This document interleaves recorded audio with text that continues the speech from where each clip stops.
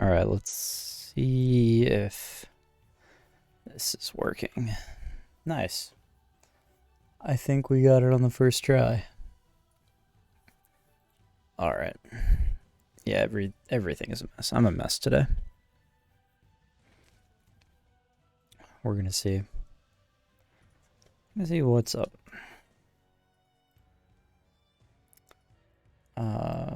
Okay. There we go.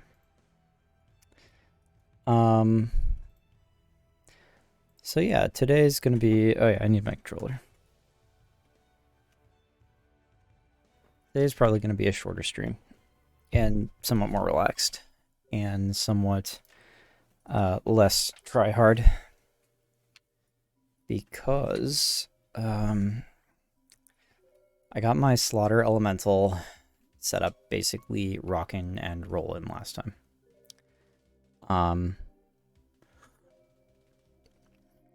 Dear God, that tea is still so hot. Burned my tongue in the first 3 seconds of stream. Anyway, I got my Slaughter Elemental set up last time, and I started exploring Realm Instability, and pretty quickly realized that Realm Instability is kind of it's the story boss, so it looks like Realm Instability doesn't even apply, potentially. But anyway, pretty quickly realized that Realm Instability is the sort of, like, has been implemented as the sort of mechanic that, I don't know, it's a mimic boss. Yeah, Realm Instability has been implemented as the sort of mechanic that... Huh? Oh, okay, yeah, it is a crazy mimic. Anyway.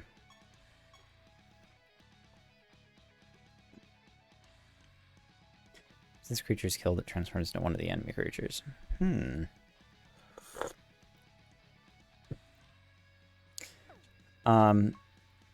Instability is... I don't really know that I like what Realm Instability is going to do to the...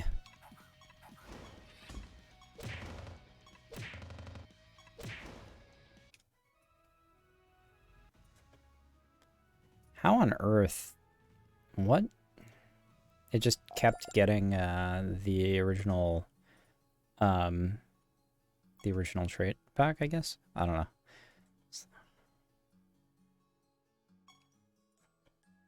Okay. I don't really know what to think about Realm Instability because it's so incredibly, like, over-implemented at the final levels of it. Where it's like suddenly everything is doing, you know, 7 repeat casts on top of 200% spell damage or something like that, and it's like, you know, you combine that with numbers of the like that sort of happen when levels are when levels sort of outpace you, which is what happens because of the way that they have arranged the realms, and suddenly it's a game of don't get one shot.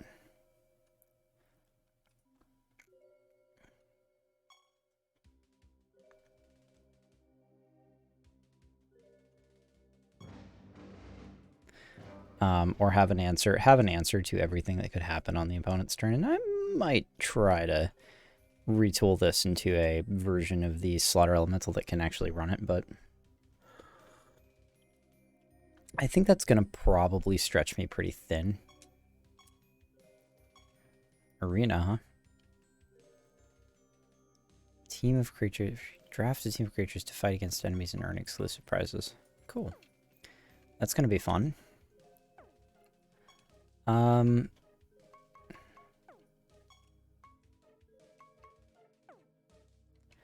Okay. That's the refinery, yeah. This is fine. So I think I'm gonna kind of cruise up through the game for a little while. So like C5, less charges 7, so that just sets some of your charges to 0. And then 5 hidden realm properties, and in those 5 hidden realm properties could be like attacks 11 times. And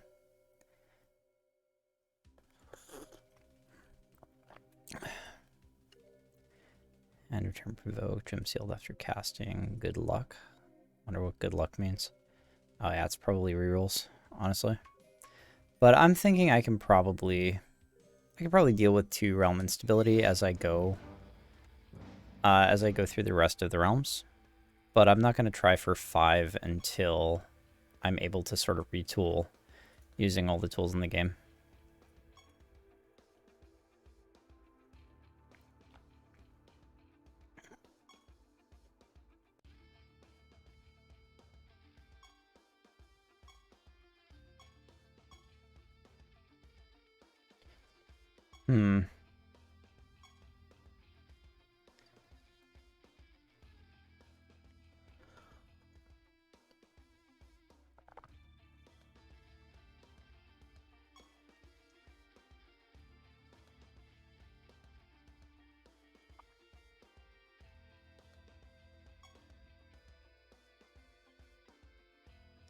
Pass my trials, I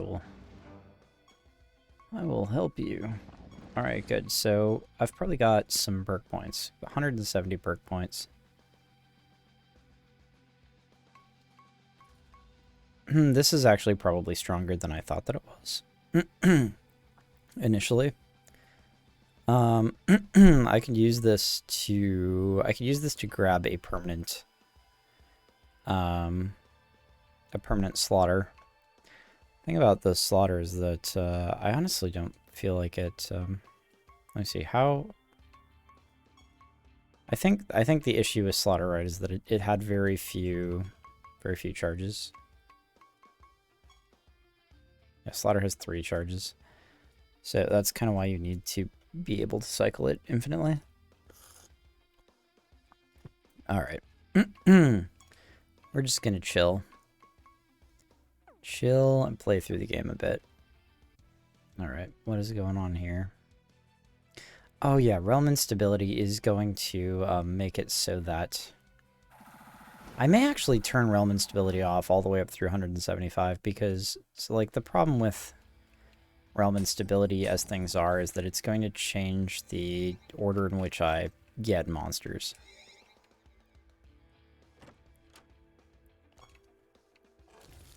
And since I'm kind of trying to get a full spread, that's kind of another issue, right?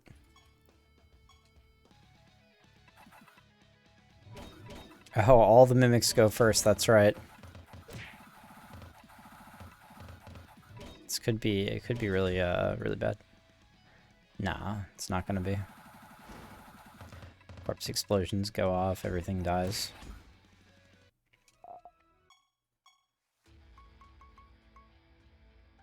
Sigil of the Mimic.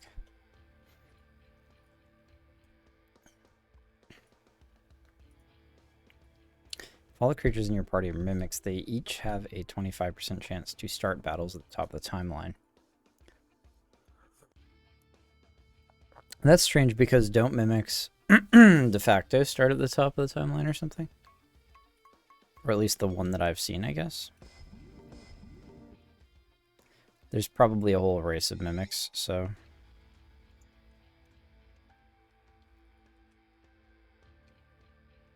That was interesting, because I walked through one pillar with auto-destruct, and then the other one, didn't.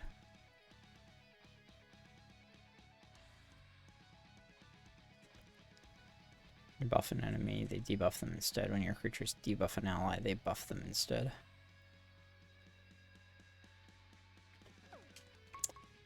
Interesting. I've seen most of these. That's why I was saying the instability might actually be a problem, is because it could retard my progress pretty heavily in terms of what I'm revealing. So I think I will probably actually just cruise with realm instability off until I'm at like 175 or something like that. Just whatever until I've revealed as many monsters as I can reveal, basically. I was kind of interested in what that spider was, to be honest.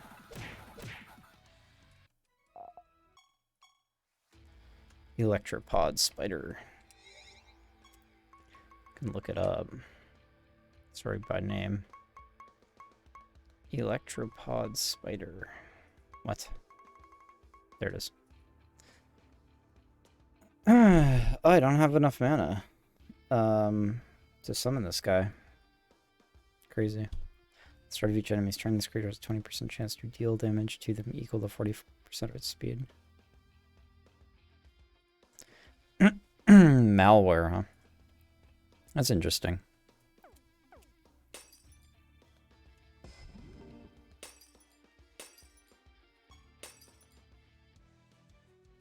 Okay, what is that thing? If this creature kills a creature, it recovers 100% health. Takes another turn. Oh, I see.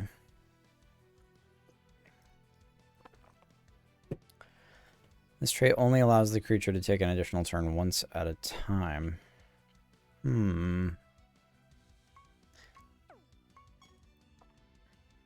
It's an interesting limitation. Creatures deal damage with spells based on 25% of all their stats other than health.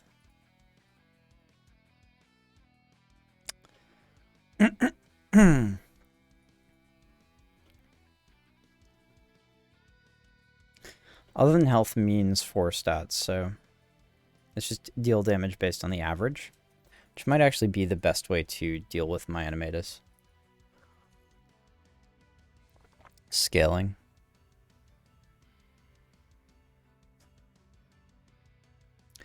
Now, does that implicitly not stack because it's either an on or off effect? I'm guessing that even though it doesn't say that that doesn't stack, having it more than once will still just enact the effect. Anyway. Death transformation. When your creature increases an enemy's stats, they are instead decreased by 50% of the amount. Now see, that could be really cool if I can find a way to propagate like my animatus stat buffs to enemies. Here's 3% more stats other than health for each mythicant. Oh, I see. This is a mythicant.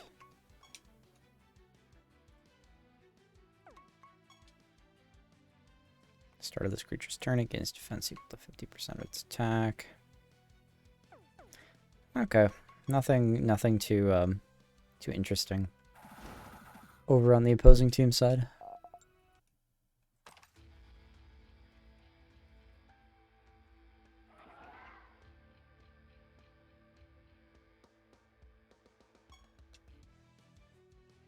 Okay.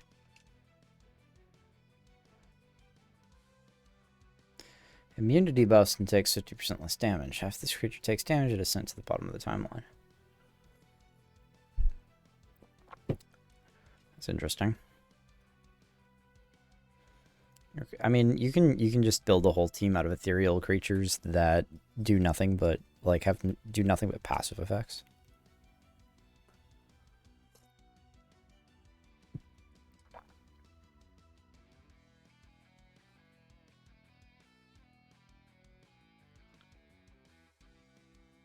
Life transformation is just blight on a creature, kind of. Okay, overpowered. 100% more damage.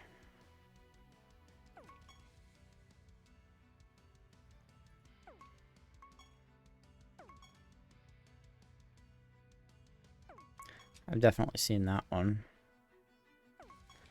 I mean, stacking these two together creates a cannon. Definitely creates a kind of a cannon. You need some way to trigger it dealing damage, attacking or casting, like triggering attacks and casts. Legend of Strider. Legend of Strider, you were another one of the from way back when I was streaming Dota, aren't you? I think. I don't want to get this wrong. I recognize your name. Yeah, boy. How's it going, dude?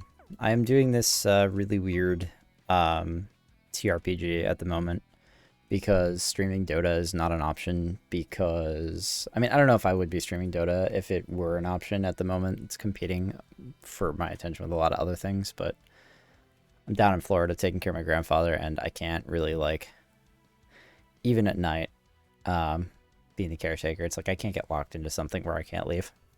So I'm doing stuff like this TRPG. Been good. Haven't seen you live in a while, but good to see nonetheless. Well, thanks. I'm glad to see you in chat because that also implies good things like you are still alive and potentially doing well enough to be hanging out on Twitch. So I hope that life has been treating you well.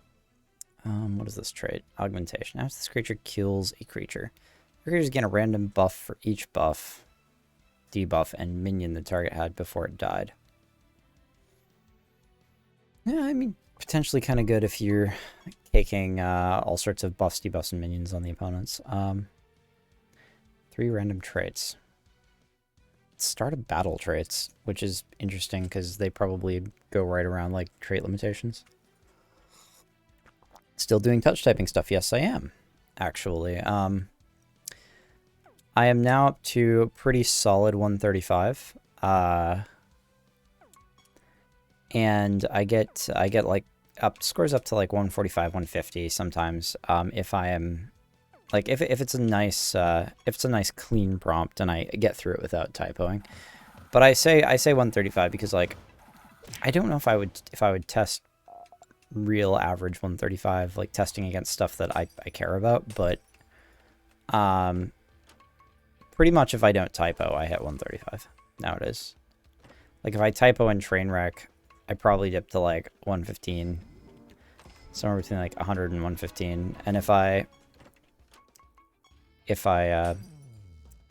typo and don't Trainwreck, I can still actually usually put like 125 to 129 or 130. But I do pretty well nowadays for sure.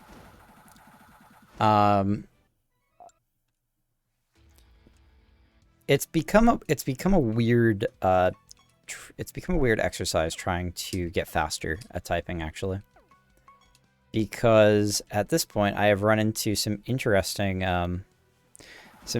problems where the primary problem that's happening to me right now typing is that I type so fast on the clean stuff that when I get to something that causes me to slow down, my fingers don't slow down properly sometimes, and so they trip over themselves. So my typo rate has gone up because my max speeds have gone. Like my speed ceiling has come up so high that when I hit like a word where I can only type it at 80 or something like that, like some kind of crazy word that I've never typed before, or it's got weird punctuation or something like that. What happens is that I'm cruising along at like 150, and then I hit an 80 word per minute section, and my fingers don't know how to, like, the feeling of slowing from 150 to 80 is like hitting a brick wall. Plate, they recover health. That's a really good trait to have on an artifact. But yeah, so that's been the weird, the newest hurdle has been like, okay, well, I really need to hammer out like the super slow sections and make sure that words are familiar to me, because if words are not familiar to me and I end up tanking like 70 words per minute when I hit a slow section, I'm very likely to typo due to the speed difference, because it's like a rhythm thing. It throws off your rhythm coming down that many words per minute. So then when I'm coming down or when I'm going back up, like the variation in speed specifically, what happens is that I just typo, and then when you typo, it's a train wreck. So, like, the error correction speed is just so slow. That, like, if you're hitting backspace to error correct, which I always do, I don't like to go through and just mash and leave my typos. Because I don't feel like, I don't know, I want accurate typing speed measurements. Caster gains death. Death is a minion. Check out what it does. Game information. Brr. Status effects. Go to the minions. D minion, death. The start of death's master's turn. It has a chance to kill the enemy with the lowest health. The chance is increased based on how low the enemy's health is. So is that like at 100% health it has a 0% chance to kill? God only knows. I wish some of the formula, like for stuff like that, it actually feels like the game would feel better to me if it was transparent about its formulas, just straight up. I know some people are very turned off by like the sort of overwhelm that comes along with tooltips that go into stuff like how the math is working. But I feel like you could gate something like that behind an advanced tooltip. Like hold a button to see an advanced tooltip or something and it would be fine.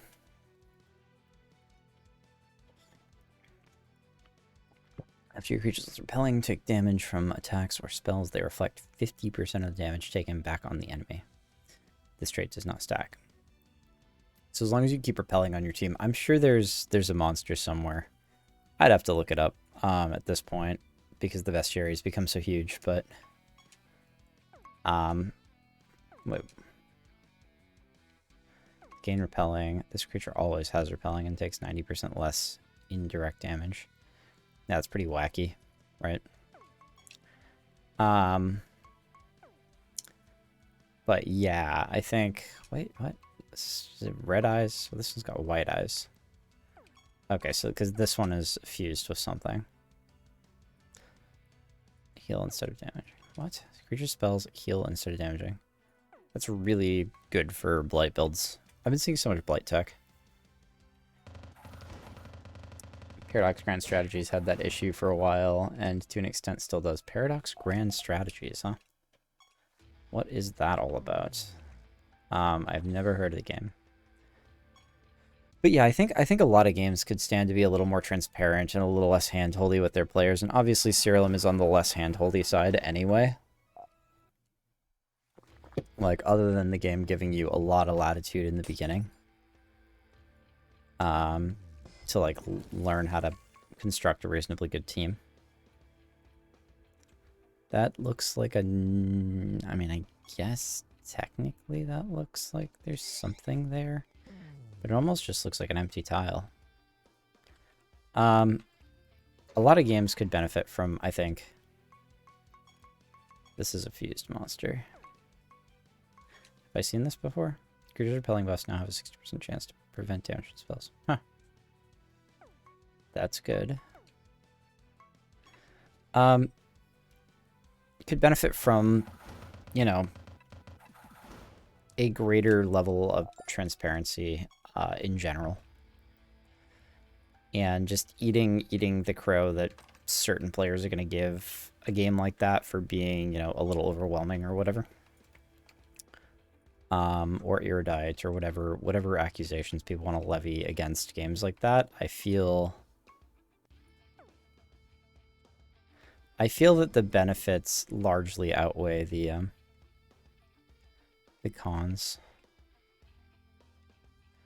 Something like that. And that there's a lot of ways to mitigate the damage that you do. I think something that was really problematic in Path of Exile is like the upfront overwhelm, but it's a big part of it is due to the fact that there's no real good in-game way to figure out a lot of how the deeper mechanics are working, and I feel like if there were, because people just don't like to go to the wiki. People don't want to use... Oh cool, we got a divination candle. Summon fight enemy creatures of your choice. In order to summon these creatures, you must obtain C rank knowledge or higher. Useful for targeting specific creatures whose knowledge, cards, or skins you'd like to obtain. Okay, that's pretty interesting. And so you summon it to fight it, but it probably still requires mana to summon it. Maybe something like that. I'm going to choose menu projects, and then, so yeah, we'll just build this stuff that, and I can do one more, I guess. Okay. Yeah. I think a lot of problems could be resolved by like the way in which games present and organize information to the player. Instead of taking this approach that's like, well, leave off, you know? Like leave off of giving the player information. You're just gonna overwhelm them, or doing this thing where they gate content, slowly, like over time, sort of titrate content to the player. I think that can work, but I also think that in order to make that satisfying for players like me who are more into the sandbox elements of the game, you actually need to allow that titration to happen in any which way, like to follow the player's direction. In a game like Siralim, like this would be a lot more fun if I were able to freely traverse through whatever realms in whatever order I wanted, and the creatures from those realms were just scaled down to compensate for like however early I chose to pursue that realm. That would make things a lot more fun, because like the way that it is just being sort of deterministic, the way in which the creatures are always unlocked, this makes it a little less fun. But I get but what I'm saying is I get the need to gate content, because maybe if you open up a bestiary of creatures with traits and you immediately have 1,200 creatures, you're probably going to feel a little overwhelmed, I guess. I don't know that that's my personal experience, but I do respect that it happens to people.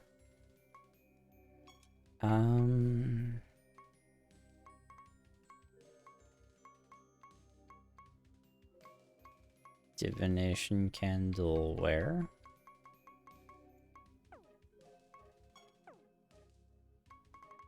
What?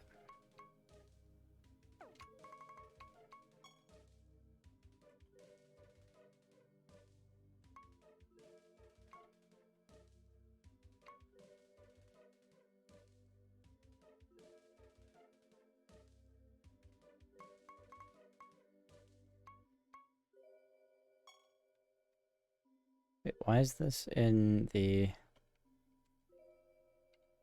I'm confused about why that's in there.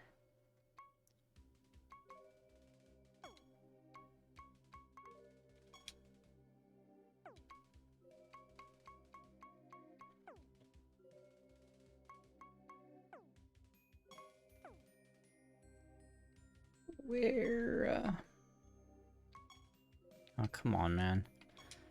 Where did the divination candle go?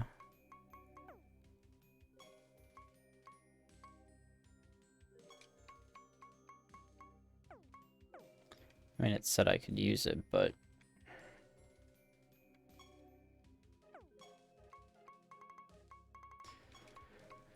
Projects. Okay, so I can't go to see previous projects. What I can probably do is go to the codex and...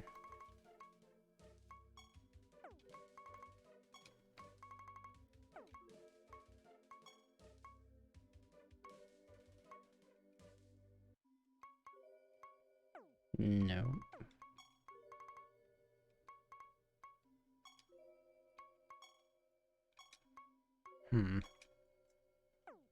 Okay.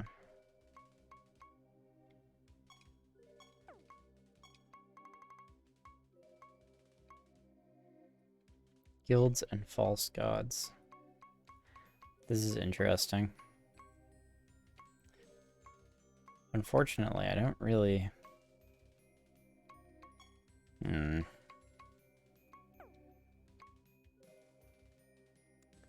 Well, now I feel dumb.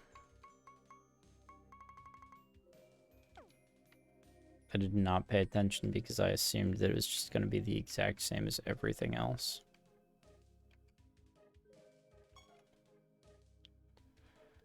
teleport to each of them. Oh, okay. That's interesting. So, in that case...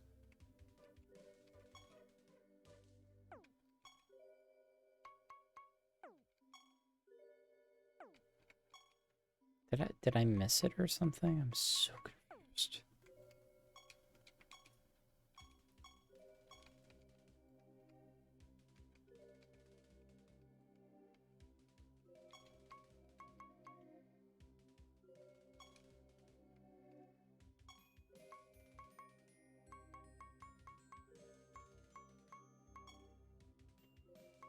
I don't actually have any new wall styles. Oh, that's pretty nice, actually.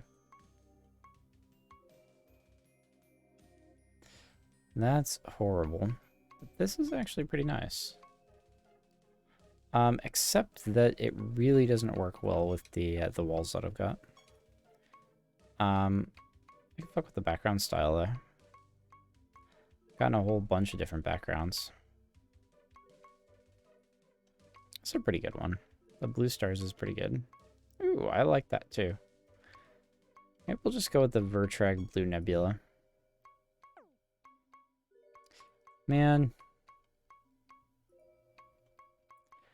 Add decoration, altars, basic tributes. There's columns, floor tiles.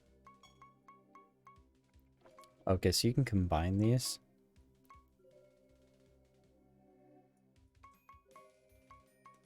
That's interesting. Oh, I could add like a sewer grate. Interesting. Okay, I don't want to do that at the moment, but ah, come on. Lights, basic candlestick. That is not my divination candle. I'm like 150 million% sure. So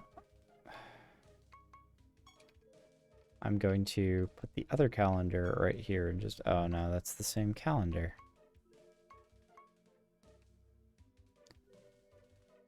Teleportation shrine. It's not even listed here.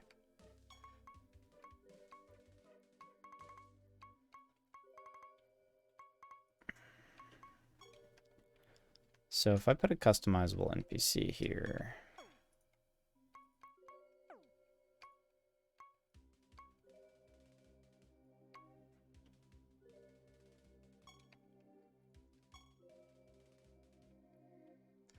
All right.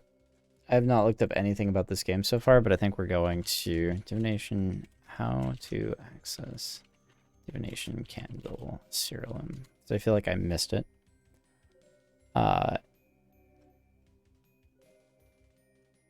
Okay, it adds a candle to each time we run a floor. Oh, okay. That makes sense. Yeah, that took me way too long because I've started skimming. And that is the problem when you set up your dialogues so that nobody gives a fuck and everybody starts skipping.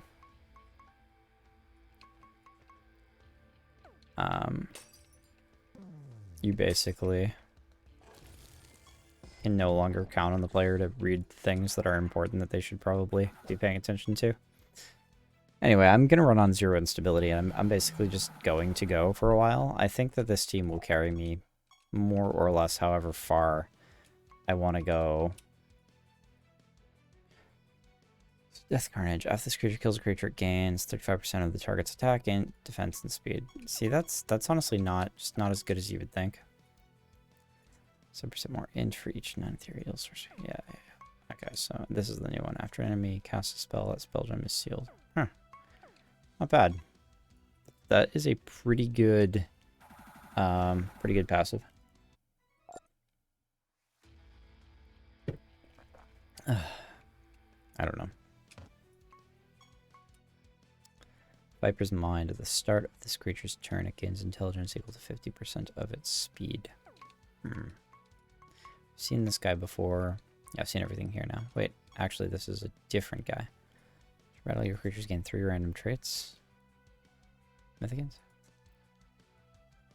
creation undivided. Do all the Mythicants have the same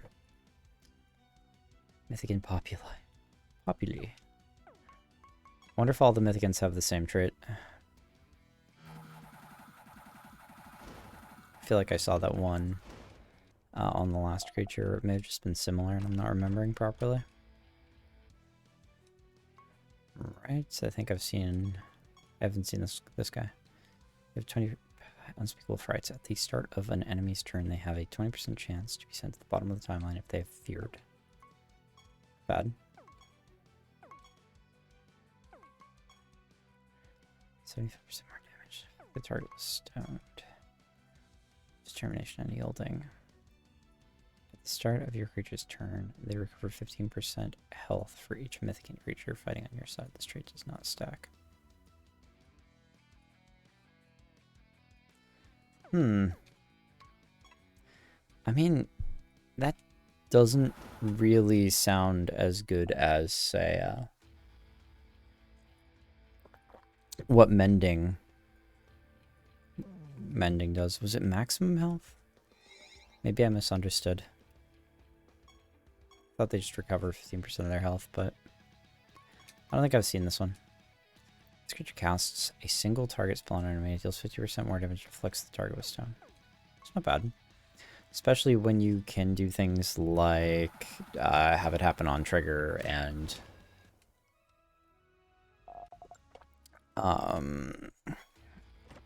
also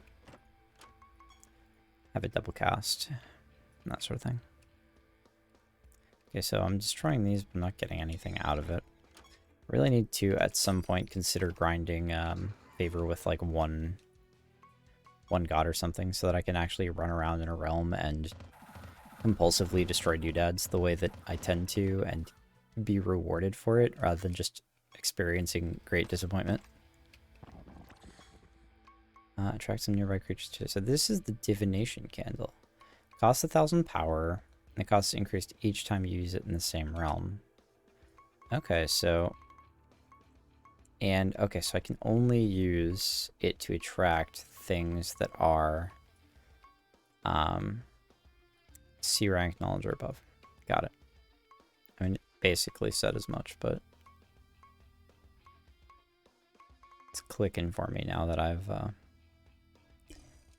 got it in here.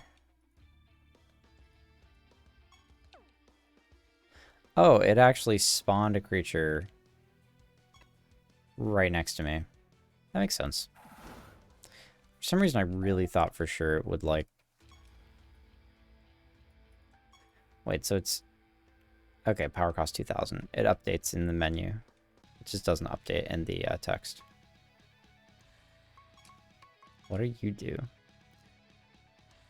Attacker spell, it has 50% chance to negate the damage and afflict the enemy with stone. That's pretty good.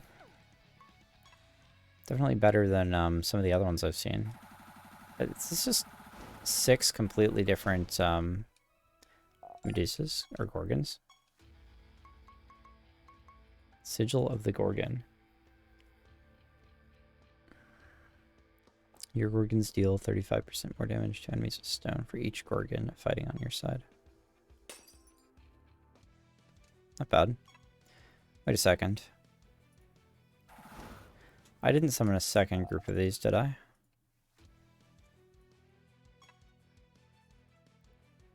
I don't think I've seen that yellow guy. Or maybe I have. I definitely haven't seen the cat. Okay. I definitely haven't seen this guy.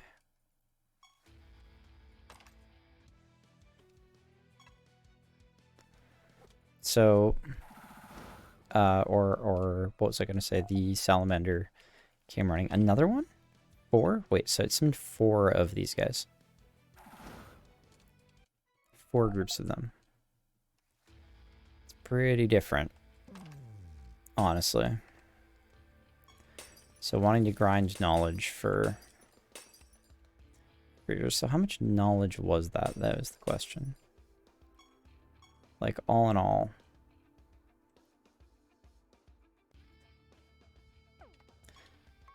Bestiary. I'm trying to remember what the name of this creature is.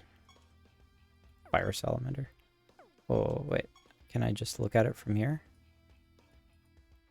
No. So I need to access my bestiary. Sorting by name, so it should be right here somewhere. Fire salamander, there it is. So, alright. 1865 out of 2500.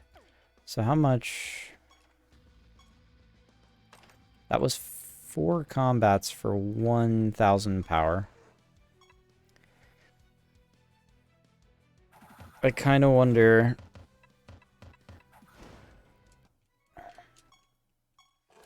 how much knowledge I'm getting after each combat, and what the eventual perks of having like a maximum amount of knowledge are. Seems like I could potentially do some fun stuff with the knowledge grind. It just really depends on how, like, how. There we go. 1, 2, 3. Yeah, at least 3 of them. Okay, so let me see. How much knowledge are we getting?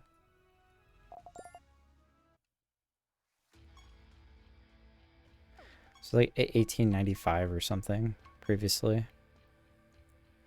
And if we now go to the fire salamander, what do I have now? 2, 5, 7, 6 of them. Got like maybe 150 or something like that. So it was 2045 this time. I'll keep track much more specifically. So 2045 to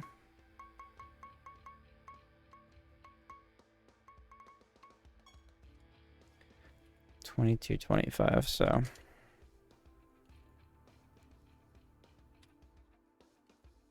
180. Let's divide that by 6. It's 30.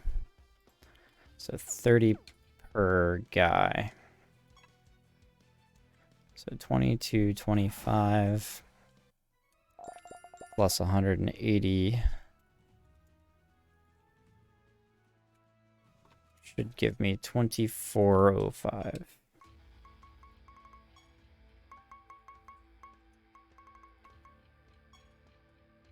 Yeah, so it's the same every time. It's 30 per mob. I guess, though, I can't be sure that every mob always gives 30. It may be that certain mobs give less. Oh, we have a lot of salamanders on board.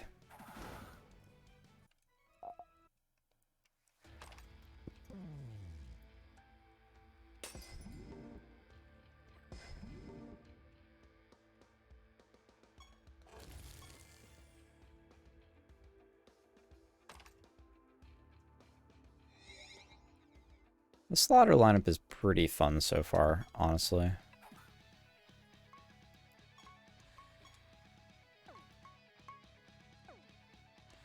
think I've seen everything here. Yep. The slaughter lineup is pretty fun so far. This is what I want to go with, but I don't know. Don't know how I'm going to augment it from here. Enemies with Cursed cast one of their single target damage spells on a random creature. I guess if you've got a team that turns spells around at enemies, that's not bad. Regal Golem, huh?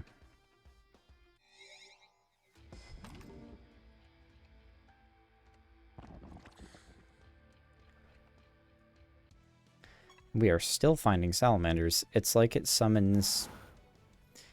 It probably summons more of them the more... artifacts. Trait. Class, strengths, and weaknesses are reversed.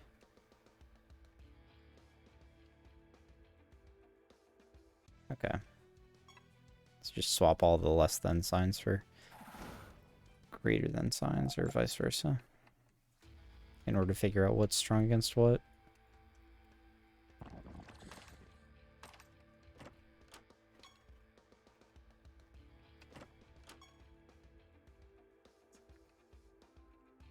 Okay.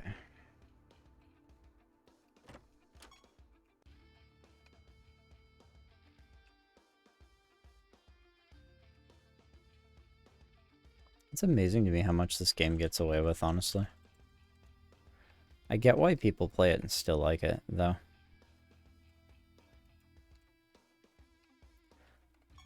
I am probably oh. What more can I do?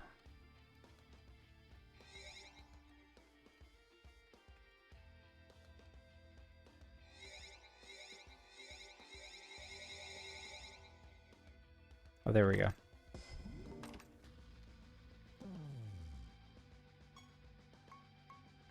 Okay.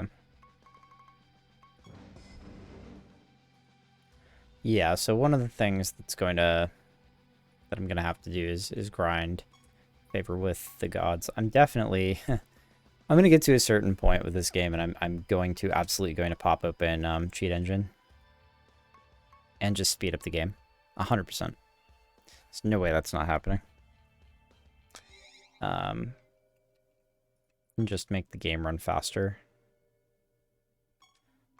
I wonder if that'll actually make the game run faster through combats, though, because I feel like it's running into like actual performance issues. Anyway, give me 1 second. I gotta run for a bio. I'll be right back.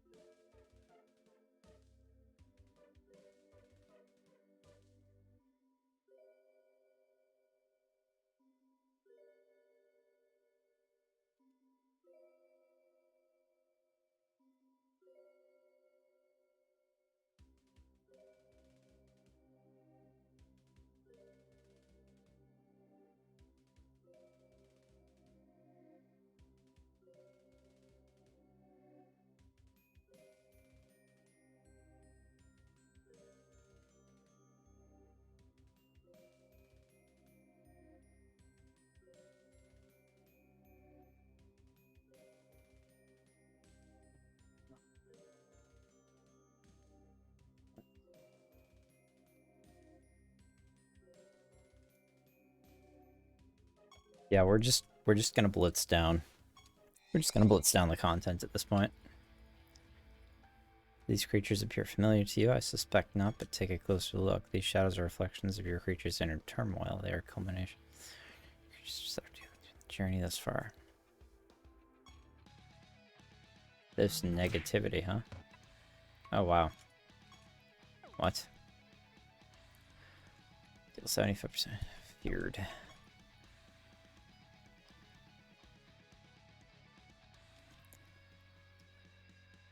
Same amount of damage to a random enemy.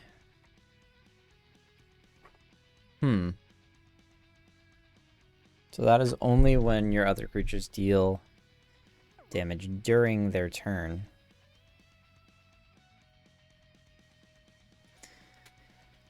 After enemies with fear are prevented from gaining stats, this creature gains those stats instead.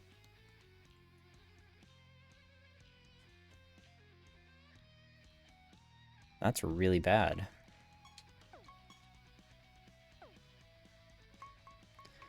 I have feared, so I actually can't do what I normally do.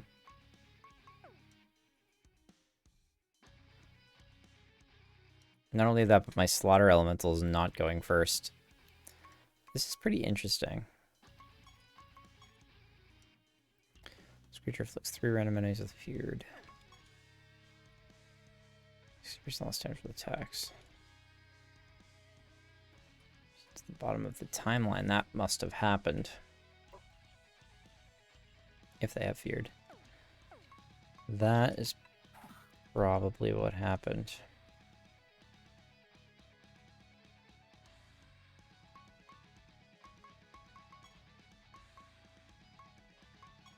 I guess we can do that.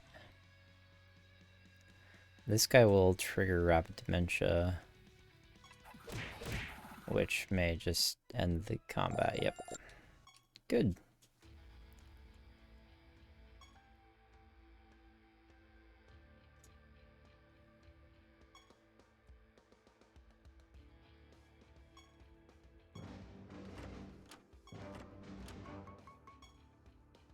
So I thought feared might be a stopper there, but as it turns out, just punch things. Let me see.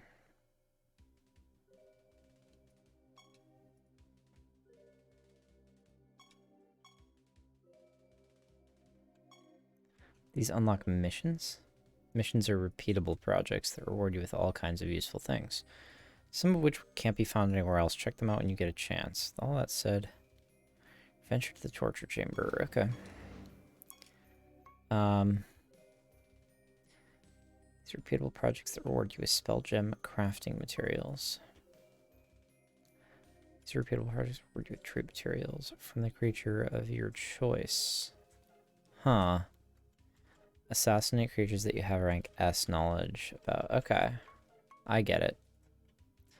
So take on forge missions. These are repeatable projects that reward you with artifact crafting materials. See, I don't actually mind this sort of thing, because it's saying, okay, take your thing that you've constructed and use it to do exactly what you constructed it to do in order to gain a specific reward that you were choosing. And it's like, that's a good repeatable structure, I guess. Repeatable projects that reward you with knowledge about the creature of your choice. How much knowledge? Oh, that looks a lot better. My girlfriend's working on a 3D model right now. Just a sort of a figure in Blender, and it's looking pretty good. Looks a lot better than the last time I saw it. Knowledge of the creature. So that seems like you do that until you get this, and then, yeah, so we'll probably get the hunt mission first. Repeatable projects that reward you with treasure. Just treasure? Reward you with scrolls that can be used to boost your creature's base stats? What? Okay, boosting base stats is unacceptable, but let's... Oh yeah, I literally can't do any of that shit because I'm full up on projects. Okay, we are just gonna go.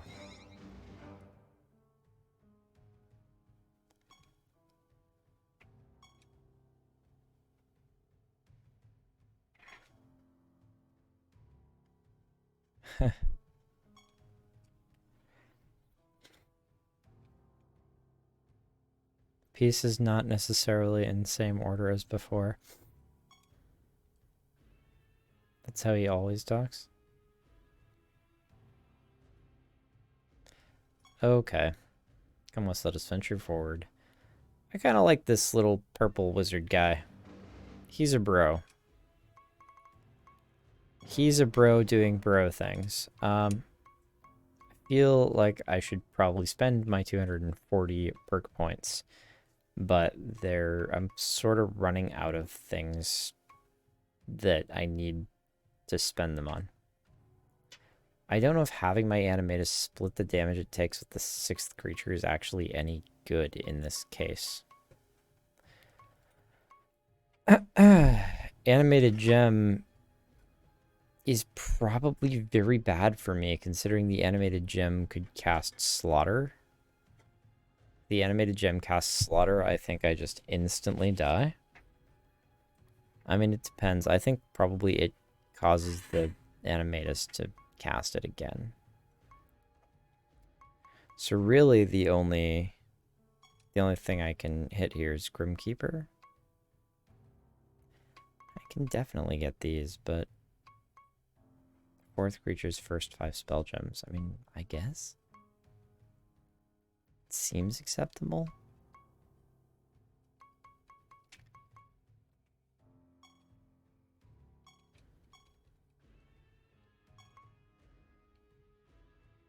Just definitely don't need the damage splitter yet. I guess what I can do eventually is set up the creature in my 6th slot to, I mean, right now it's set up to revive, but if I also set it up with one of those, like the trait that shoves it to the bottom of the timeline and reduces the damage it takes by 90%, then I will at least reduce the damage that my Animatus is taking by a reasonable amount, I guess. Video games, yes, Karenus, that is the theme of the stream. Video games, indeed. I've kind of come to an understanding of what Siralim is about, and I don't know where I'm standing with regards to the game at this point, honestly.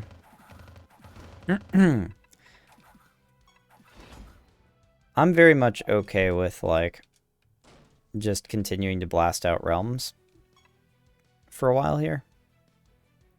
I want to see if I get all the creatures unlocked and then kind of start grinding the sort of things that it's asking me to do, like grinding out creature knowledge, grinding out god favor, stuff like that. Ooh, a minotaur. This creature is below 50% health. It is immune to debuffs and takes 50% less damage. Well, that's interesting. I wonder if there's a way to just permanently lock it at below, like, sub 50%. After this creature attacks, it recovers 30% health. In addition, this creature receives 5% more healing from... This creature receives 5% more healing from all sources for every 1% of health it is missing.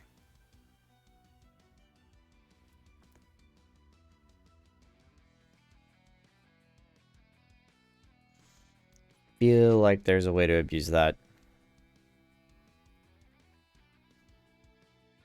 Because that is a large multiplier, but off the top of my head, I don't have any idea how to do it, unfortunately.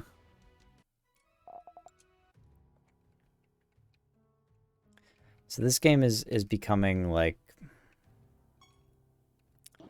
the paradigm that I'm settling into on this game is it's kind of, I want to get to the end game grind before I, you know, really cast my vote on how it feels and for what reasons. That's what I want to say. Current health, because the thing is that it's really obviously about building teams and deploying them, and I want to get to the sandboxy part. It's doing a pretty good job of, like, letting me do stuff as we're going, but I feel like once 95+% of the creature library is unlocked, and I've got all of the like chase the target farming, all the target farming options online, then I'm gonna be able to maybe play in a way that is a little more interesting than what I'm seeing now. For each debuff they have. That's awesome.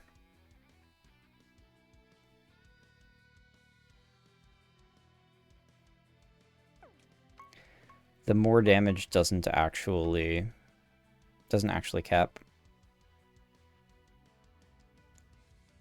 Okay, so this has a trait version of what my Animatus does.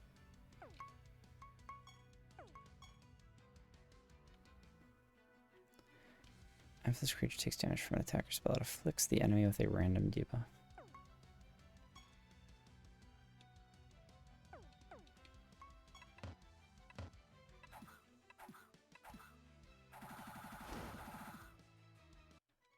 That was pretty interesting.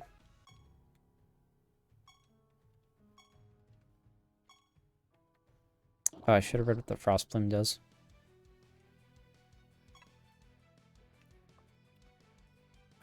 We'll see. I don't anticipate anything stopping me on 0 instability.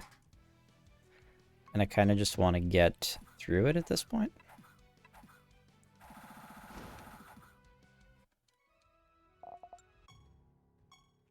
I want to check what that red guy does, because he is straight up threatening to kill my my Animatus.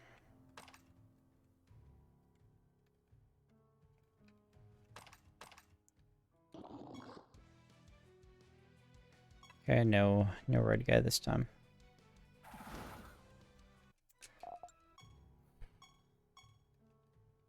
I'm looking at this game, and like Siralim definitely gives me like the big crazy itch to like design a monster tamer game of some kind. Or at the very least like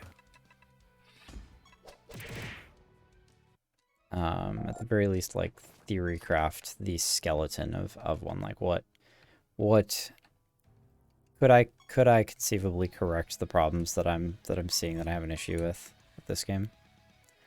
Your health falls below 40%. This creature kills it, gains 100%. Okay. So I wonder. I think they should all just die instantly. So there's no way that guy does anything. Carver mastery, huh? Carvers deal 30% more damage and take 10% more damage for each Carver fighting on your side. What's funny about those is that, and I wonder if, percent more damage, there's no roll off on that. I get that feeling often. The feeling of like, I have an itch to try to figure out, like right now I have cool robots on my mind, so I have the urge to envision a perfect mech game for me.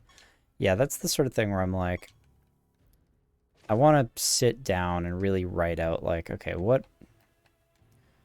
parts of this game could be like inarguably improved in easy ways, you know? Like obviously, for example, the 2D player avatar world experience of being like in realm and running around is just not useful for this game. You could abstract that away. Notoriety, huh?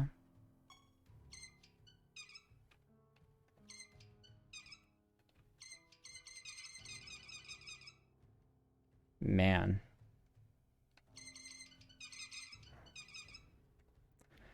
The squeaky sound, though. The audio visual, like the aesthetic of the game obviously leaves something to be desired, but that can be true of a game that is great. This game is not necessarily killing it on the systems front, and that's the sort of thing that appeals to me as a thought problem. Like how could you make, like, how could anyone make this better in a way that is not like up for debate? Really? I mean, everything is arguable, but like the least arguable propositions, I guess is what I'm saying. Where it's like, look at the core gameplay. What is happening? What can we do to get more of what people are interested in and less cruft, basically? You know, I have been seeing people back in here from back when I used to stream, like back when I was in Cali, I think, streaming Dota. This is really interesting to me because that is still something I want to go back to eventually. That is like the improvement challenge of the decade, though. Getting good at Dota is just so hard. And I don't want to do it like, you know, I don't want to do it piecemeal or scattered over a handful of years. Like when I go back in on Dota, I want to set aside like 5 months of intensive like hyperbolic time chamber training.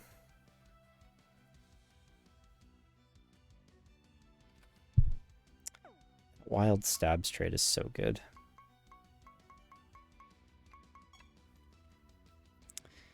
But yeah, at some point I do feel like I want to go back to it, set aside like a half a year solid or something like that, and just ruthlessly and mechanically get good at that game to the extent that I can like at least grind to immortal deliberately. Then again, there's 900 million projects I want to do, so. The first and foremost of which is probably going to be... Wait a sec. After this creature kills a creature, creatures gain random buff for each buff, 2 buff, and... Oh, okay, yeah, I saw that one before. Every time I watched you stream Dota, I had the itch to actually play it myself and try to learn it. Yeah, dude, that's the feel. Is like you watch somebody with a kind of like a systems level approach play Dota, and the game suddenly becomes so much more interesting. Like, it's very possible to watch somebody play Dota who's not, like, given to analysis or talking through, like, the strategy that's happening in the game. Take moderate amount of damage, lose a large amount of speed. It's possible to watch somebody play Dota and feel like, you know, this game is whatever. It's like it's just another MOBA or whatever. But if you watch somebody who's really into the meta level strategy that is going on in the game, or like even the nitty gritty strategy of it, like dissecting, like going back and dissecting a replay and watching like what happened during a fight, how did things go wrong, like you realize like how much power the individual player has in a match of Dota, because you can make any decision at any moment. The game is doesn't railroad you in the same way that a lot of other MOBAs do. I'm looking at you, League of Legends. Like League of Legends, there's so much less lateral gameplay and emergent gameplay. And every time I've went and opened up the game and gone, all right, that's why I don't play MOBAs. Yeah, that's the feeling though, for sure. But I can understand enticing people because I am given to that kind of analysis. And that's the sort of thing where, like, if you're down to listen to somebody talk thoughtfully about the way that they're approaching a video game, then that's the sort of thing where it's like, that's super bait, right? That'll get you wrapped right back up into the game. Because Dota is just such a deep game. I think Dota is probably the hardest game. Like, bar none. I think it is... The skill ceiling for Dota is out of control. Hardest video game I've ever seen. Creatures attacked. It deals 50% of the damage taken to all enemies. This damage cannot exceed 100% of this creature's maximum health. Okay. Yeah, and that's a super contentious claim. But I still hold by it. Not only is it difficult in like a way that a lot of people respect, but it's difficult in the sort of weird niche, it's hard to master way that I typically mean, as well as in the skill ceiling is very high, and it is very it is set up to reward you very much for developing that mastery that it allows you to. It makes room for it. So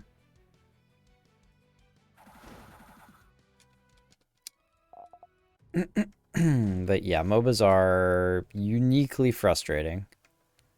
I'm very hard to frustrate as a player. And they even get to me, and it's like, I don't like being so irritated with people, but it's hard to avoid it in a MOBA context. Okay, 2 of these might kill me. After an enemy dies, this creature casts Corpse Explosion. Yes. See, we can't have that. I just have to attack it. There we go. If I slaughter all of my creatures, I will just die. I think the single highest skill ceiling game, in my opinion, would still be like Counter-Strike. Haha. You're very, like, that's very, it's telling about the sort of things that, like, you value. Or that you think are, that you would think are, like, quantifiable or measurable. Stuff like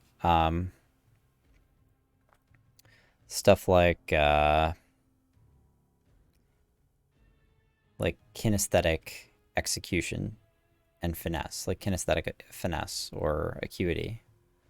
That sort of thing is very, very measurable in a game like Counter-Strike. She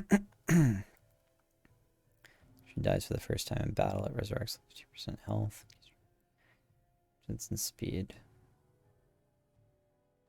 That one's nice. That could potentially be useful in my lineup.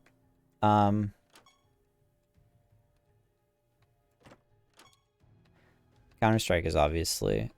I mean, like, there are so many games out there right now with a ridiculous learning curve, and the specialization of any given game is, like, now become the same sort of specialization that you get with, like, world-class domain-specific field.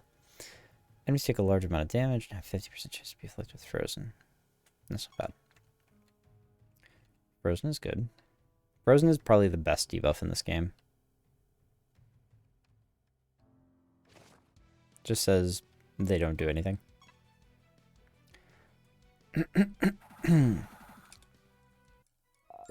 thing about Counter-Strike and Halo and all those games is that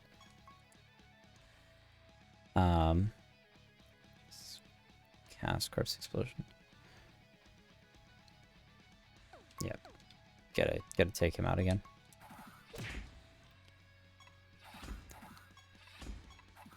Yeah, the thing about a game like Counter-Strike is that it's very it's very much this sort of skill that's required is very much, you know, almost related to the same sort of skill that you would have if you were to like go out and play a paintball match. It's like a lot of it is there actually built into the game. If all the creatures in your party are lepers, they afflict an additional debuff on enemies when they afflict them with a debuff. This trait does not stack.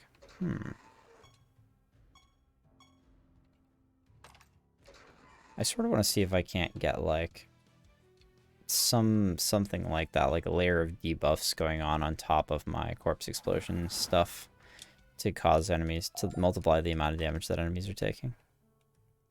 I just think like the potential to instantly kill an enemy given you have the skill to actually hit the shot means that damn near every interaction you can ever have and it can technically be won. Yeah. Yes. That is true, but it is also the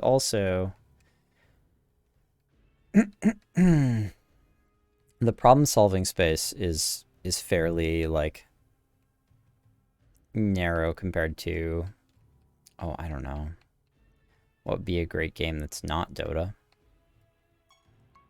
Like the starting state of the board, for example, and the way in which the pieces move is fairly straightforward in a game like Counter-Strike. So it's really very like heavy on the kinesthetic execution side of things and not nearly as heavy on like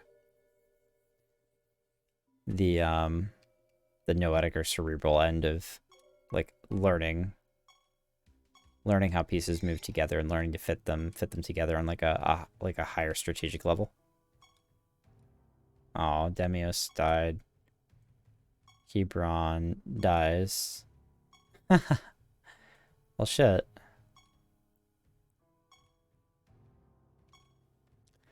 Okay, isn't this a god?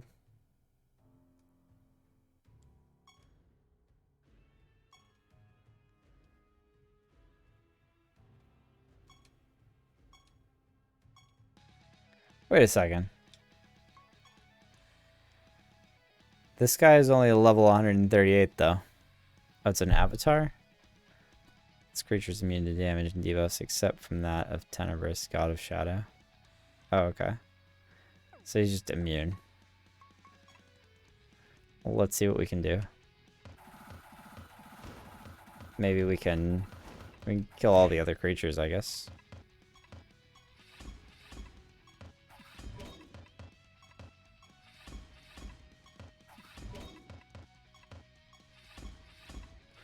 He's not very happy, this guy.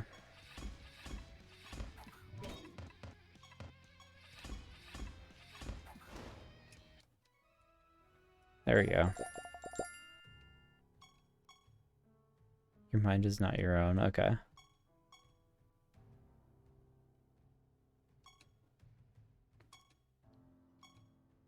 Oh. How the fuck are you gonna actually hit those shots? No, that's exactly the it's hard, right? Like we talk about you talk about talking about a skill ceiling, it's like what are you trying to measure? Like what skill is important? But I think that Dota has a lot of that as well. Dota has a lot of room for mechanical precision and kinesthetic aptitude. In range retards, lack of sympathy.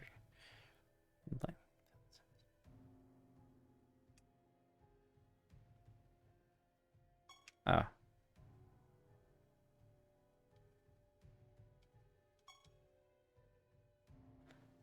Huh. Okay, so our friends are dead.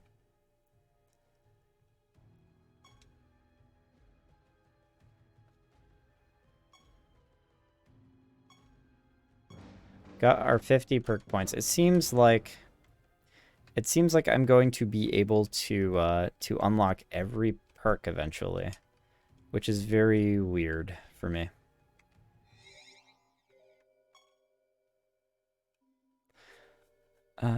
You're back. They didn't make it, did they? Shake your head solemnly. I mean, ever watch like a StarCraft or a Meepo player, like a StarCraft player, or somebody play Dota who's playing Meepo? You get like ridiculous. You know, perfect reaction to make every correct move in every team fight in Dota. But if you weren't efficient in your farming, or you made the wrong item purchase, you drafted the wrong heroes, it might not matter. Yeah, that's what I'm saying. Is there are levels. There are higher level like reasoning and like sort of like PvP Yomi style like cognitive challenges happening in Dota as well. And that's true of games like Halo and CS:GO. Or is it Counter-Strike Go? Am I saying that right?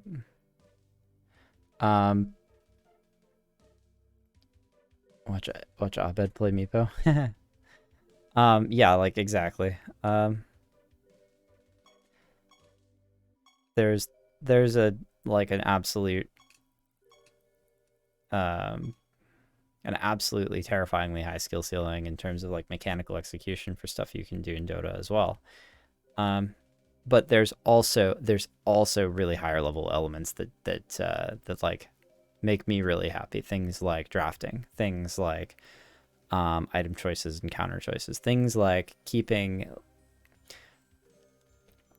even things like in Counter-Strike, how, you know, for example, how I suspect there's a mini-map of some flavor in Counter-Strike. I don't play it myself because first-person shooters are kind of out of my wheelhouse for several reasons, one of them being that I'm really uncomfortable in the first-person perspective in video games, and that it just makes me feel like my periphery's chopped off. But, like, if you're trying to pay attention to, like, you're trying to pay attention to the state of the game and the state of the map, and you're, like, looking at the mini-map, right? Like trying to collect information, that's hard. Like collecting and parsing information from the minimap, like to make strategic decisions. In Dota, like trying to collect and parse, you know, information from the minimap involves an opportunity cost where you have to be like skilled enough to whip your camera around and like quickly, like you're gonna like click off of a hero in like a second and try to parse what their items are like relative to the last time that they had items that you clicked them and stuff like that. And knowing what all of that means relative to like the hero that those items are on, there's like that whole level of parsing, and stuff like that exists in Halo and CS though, in the sense that like I imagine there's like parsing an enemy's weapon or something like that, but a lot of that maybe can be reduced to, like you said, I mean, if you can, if you've got the reflexes to make the headshot, right? Like, does any of that parsing really matter? How much of a mechanical skill difference there can be? The way I see it, there are a lot more barriers to clear in Dota before the difference in mechanical skill becomes the deciding factor. Yeah, and that's one of those things is like, to a lot of players, that's the most important part, is the kinesthetic aptitude, right? Powerful nemesis creatures now inhabit the realms of Rhodia. You'll know when you're about to fight a pack of nemesis creatures because they'll have a bit of text hovering over them in the overworld. That text gives you a clue about what bonuses the enemies in the pack will. For example, thorns means that some of the damage your creatures deal, the enemies will be reflected back on them. Nemesis creatures drop treasure as well as additional experience points. Fascinating. Well, we're gonna have to figure out what that looks like. Yeah, the skill ceiling for mechanical execution is terrifyingly high in Dota. Much like the informational skill ceiling and like the information parsing skill ceiling are both also ludicrously high. And I think it's the fact Dota exists at this intersection that makes me claim, like, it's not a high confidence claim. It's probably like a 65% confidence claim. Given the limited scope of my knowledge as a human being. But like, oh, okay, that's where that trait comes from. But, like, it exists at the intersection of so many of the different kinds of skills that video games like to tempt that they, and it's got such a high skill ceiling for each of those different kinds of things that video games like to kind of test you for.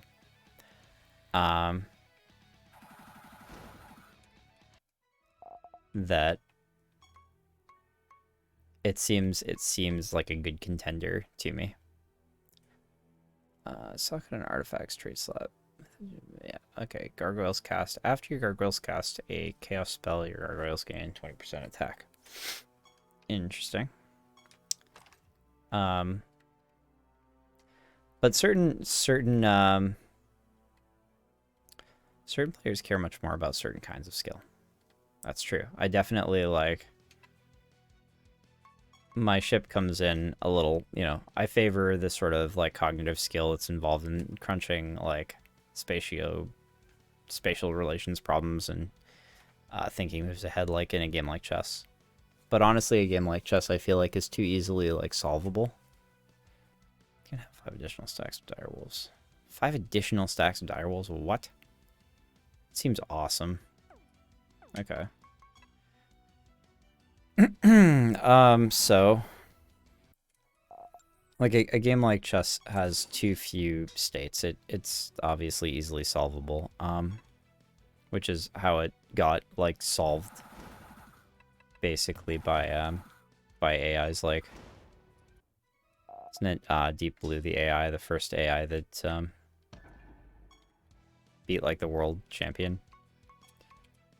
But Diabolic Horde. This is a Diabolic Horde. Aha! Here we go.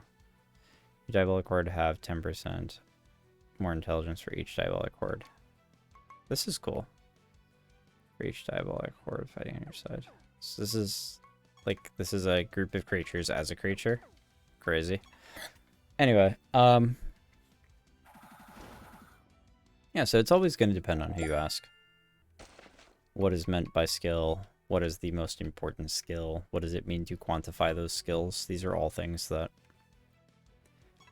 take a thoughtful discussion to sort of figure out where everybody's at.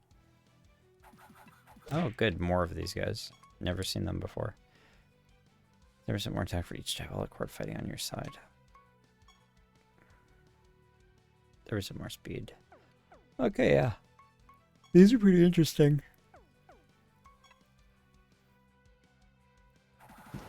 You can stack up a few of those, I bet, and, like, share the racial trait around, and I bet that gets pretty strong pretty quickly.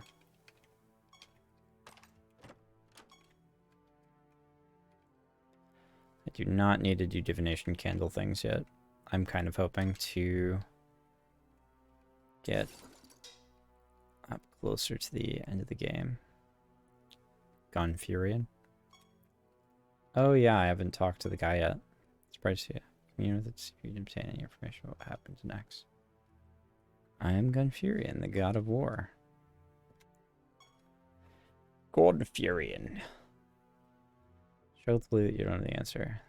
It's caused by your own hand. Attack next and ransack the castle to find the ultimate orb.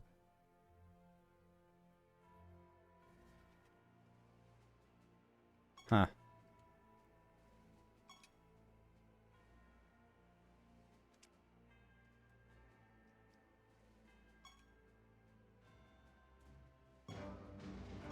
I like that the player is learning retrospectively about the shit that has happened to, like, your avatar as a player character. That is kind of intriguing to me. I love these, I love this artwork. Doomguard. This makes me really happy. Kind of funny how we as a species came to see chess as easily solvable when it has, like, what, 10 to the power of 124 different possible states. I mean, here's the thing, is it's not that any individual human being should think that chess is solvable, and obviously human versus human chess matches still have a lot of value, and, like, I would like to learn to play it better, for example. But the thing is that, like, if you look at the board state and you compare it to something like Dota, where the like number of board state positions, like depending on what you consider the board to be and where you consider things to be meaningfully different, is like, it's, how do you even calculate something like that? You know, you have a whole roster of pieces, and the pieces are not fixed to tiles, and the pieces don't always start in the same places. And so it's like, well, something like chess is clearly like beyond the capacity of an individual human to solve, right? The number of board states and then let's say like relevant board states or board states that you see outside of like what are they called? Starting routes. Branches that you see outside of starting routes and stuff like that. It becomes finite, becomes, you know, relatively parsable compared to something like Dota, where it's like, how are you going to calculate the number of like relevant board states in a game like Dota? It's like you've got to pull pieces out of a pool of like 130 heroes that they're still adding to, and those pieces don't move in, you know, predictable ways with predictable results. A lot of the time they move, you know, each piece has an entire skill set, and depending upon the person playing it can pick up, you know, different items, and depending upon the person playing it can be built completely differently or played completely differently, and the pieces can just go completely off the rails and stuff like that. Like you compare these games and it's like night and day. Like you can't even begin to start calculating the number of possible states in a game like Dota. And I would argue that like a game like Dota has many more like meaningfully different possible states than a game like StarCraft, you know, where the number of the units are much more simplistic. They're all piloted by one player, and they come in groups, and there's fewer ways to deviate over the course of the game, the position of units and things like that. But of course, it's definitely possible to create a MOBA that's somewhat less laterally diverse, right? League of Legends has done this thing where it's very strict, kind of what you can do to make a meaningful impact on the game. You're like, well, you go to your lane, and you do not fuck with that tower before a certain time because it's invulnerable or something like that. And they just keep kind of doing things like that with League of Legends, but their hero pool is tremendous. Fuck tower plates. Also, just fuck League of Legends towers in general. The towers that deal like a third of your health per hit. Very, very weird. I like having kind of intense tower fights in Dota where both players are sort of running back and forth, fighting underneath of the tower, and it makes, you know, it gives you some intensity. Anyway, this trait, Rampart. Start of the battle, your creature is adjacent to this creature gains 65% of its defense, health, and speed. Isn't that interesting?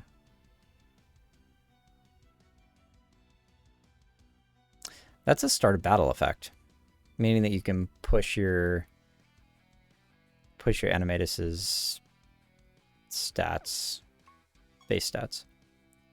Creatures take 25% less damage. This trait does not stack. Well, that's awesome. I mean, between that, the Nephilim, and some other random garbage, you can basically create a team that's not taking any damage.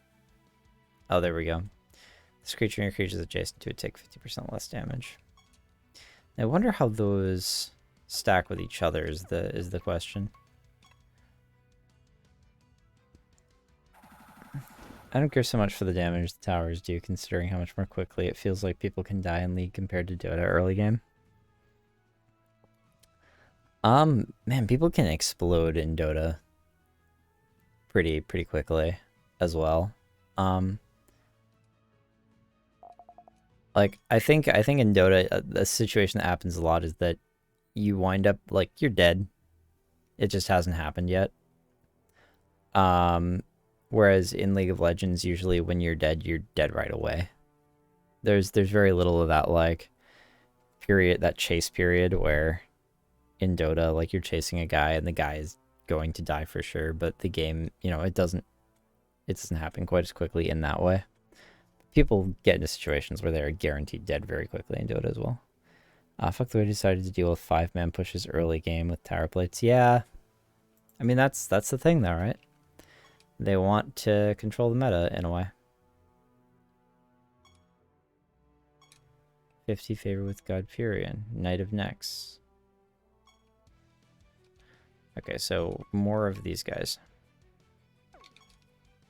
Creatures no longer take additional damage from crit damage. That seems really powerful. Like, super, super powerful. Just no crits get out of my face.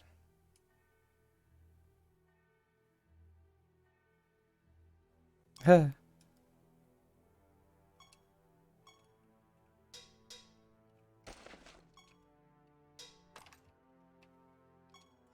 We're definitely the bad guy, fam. That's just how this game works, apparently. You're the bad guy every time. I'm a cute monkey though, so I don't know. Maybe it's not me. I'm not the bad guy. It's everybody else. But I'm a cute monkey, so I don't get to be the bad guy. So you were killed during your invasion. Today I will avenge his death. And now we are going to kill this guy in a cruel and unusual way. I love it. Alright.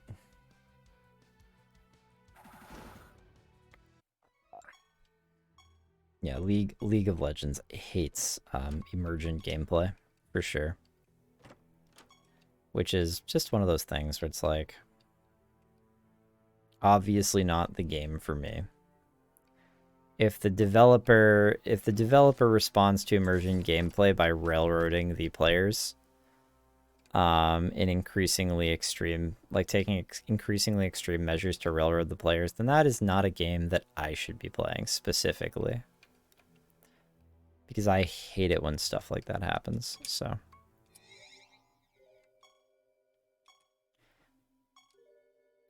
I'm already working on my projects.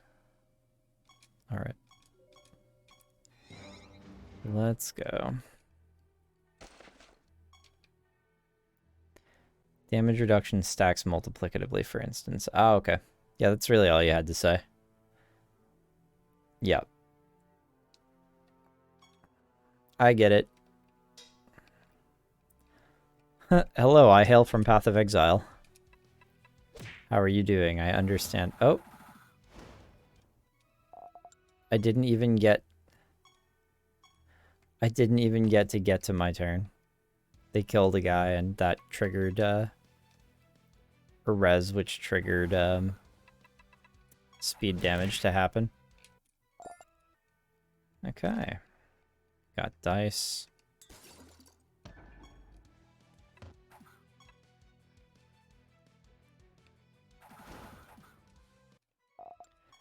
I will assemble these pieces at some point to make this even better. So those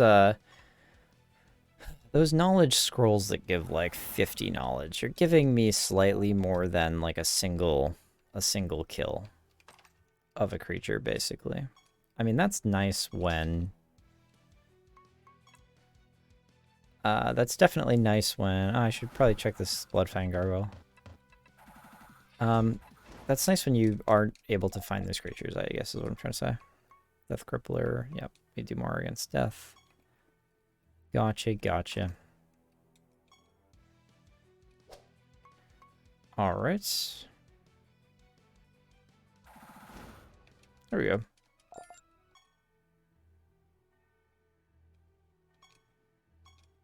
Again. We're just massacring these guys. Yeah, that's crazy. 2% more damage for each stack of direwolves each of your creatures have. So neither of these traits stack either. Man, I feel like... So what is that? 10 times 2? 20%? Get 5 stacks by default. Get 5 extra stacks. Start with 3 and gain some per turn. I don't know if that's worth it, honestly. I have to, like, build speed to make that worth it. Share their maximum health with each other. Wow, look at these. Look at these boys' maximum health. Your diabolic horde share their maximum health with each other, then their maximum health is decreased by 75%.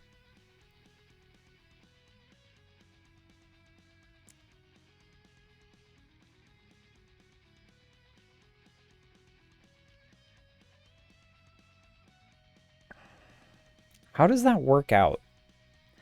Basically, that means... Let me see. Screw, for real? So it's just... It's times 0.75. It's 4.5. Yeah, so you still end up with 4.5 times as much health as you otherwise would have, right? No, it's reduced by 70. So anyway, hold on. So 6 times would be 6 times 0.25. 1.5. Okay, so you still end up with 1.5 times as much health, provided that you guys all have roughly equivalent health. Which is not bad. There we go. We got him. Sigil of the Diabolic Horde. Start a battle, your creature's races are changed to Diabolic Horde. That's not bad. That goes in the trait slot. Master of Diabolic Horde. I bet that's not something you can find on a creature. I bet the sigils have to be applied through an artifacts trait slot, which is interesting.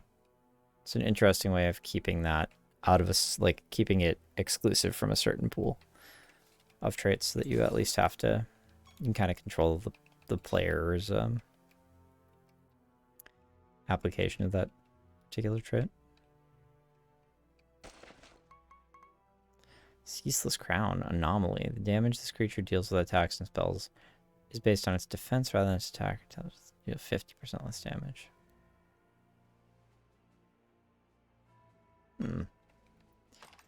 I remember, I think that's a Golem trait. I remember seeing it a while ago.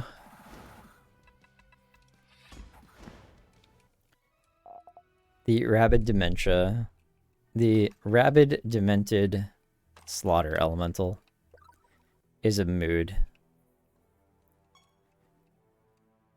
I feel like pearls are the most valuable gem mat that I've seen so far. I do have a few now, though, if I remember correctly. Like, as a guy who wants to only build, like, one team at the moment, I am feeling like I'm kind of drowning in various kinds of enchantment mats and that sort of thing. Okay, we have quite a few different kinds of these guys, these guards. They're all gonna die, though. Done with reading the slaughter flavor text. I'm okay. Thanks. Alright. Nothing has posed a threat yet, so we're just gonna hold down our buttons, cross our fingers, and charge.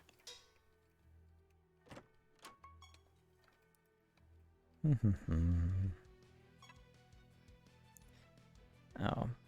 Still don't know if I've seen that particular gargoyle, the bloody one. There we go. It's satisfying that you can run over chests after you open them, but a little disappointing that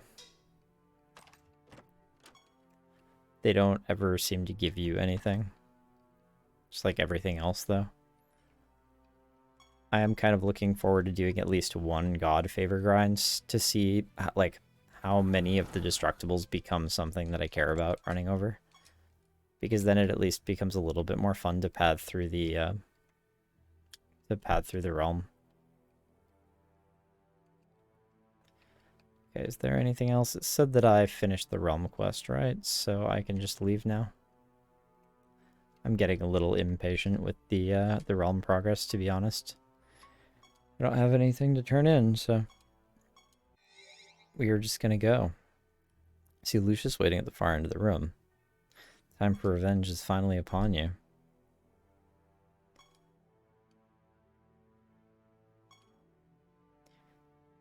Blood is on your own hands, as you chose to attack my kingdom. Look around you. Castles in shambles, people are slaughtered, all for what? So you can take the ultimate nether orb for yourself? Do you crave power so much that you're willing to sacrifice everything you've ever known just to reach the top of the ladder?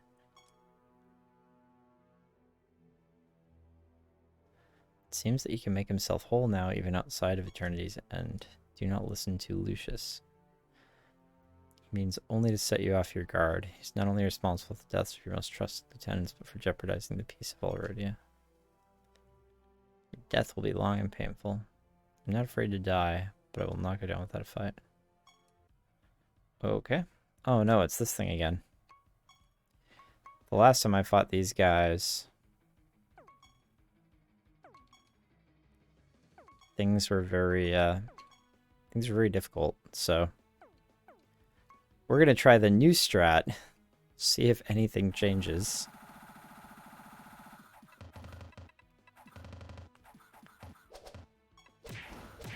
There we go. Things have changed, Lucius. After your creatures made quick work of Lucius' creatures, they turned their sights on the wayward king himself. Lucius is unable to put up much of a fight. I proudly in my own kingdom amongst my people. You got what you wanted of us. I hope it was all worth it. Though Lucius wasn't your enemy, you can't help but feel remorse for the loss of a once great king and ally. Kneel down beside Lucius Carson, rummage through the pouch tied to his waist. After a few minutes, you finally find what you're looking at. The ultimate nether orb. This looks nothing like a nether orb. This looks like some kid got carried away with the colored pencils. You vow to not let the blood spilled here today, nor the deaths of Hebron and Deimos be in vain. You will hide the ultimate nether orb deep within the confines of your castle, where it is safe from the clutches of those who would use it for ill purposes.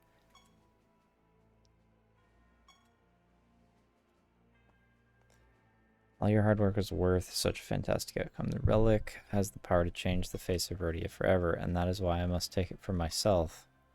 Caliban conjures the 5 lesser nether orbs. They seem to take on lives of their own as they began to pulsate around his body protectively. I apologize for deceiving you, but I knew this was the only way I'd ever be able to convince you to aid me in my awakening. Lesser nether orbs did nothing to help you reach eternity's end. It was I who helped you get there. I needed these orbs to assume a corporeal form. No longer must I rely on the dreams of men to walk this earth. And finally, with the ultimate nether orb in my possession, I will ascend beyond godhood. I will cleanse Rhodia of its incessant wars, of its strife and poverty, of its lesser gods who work only to serve their own needs rather than the greater good of this world. But do not think for a moment I'll so quickly forget all you've done for me.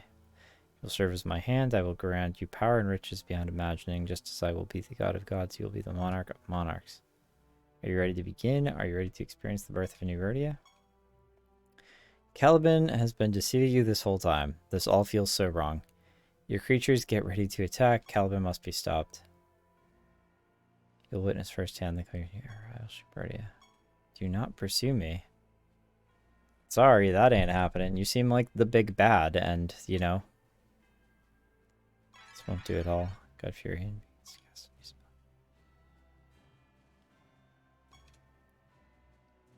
Okay, so we're rezzing Lucius.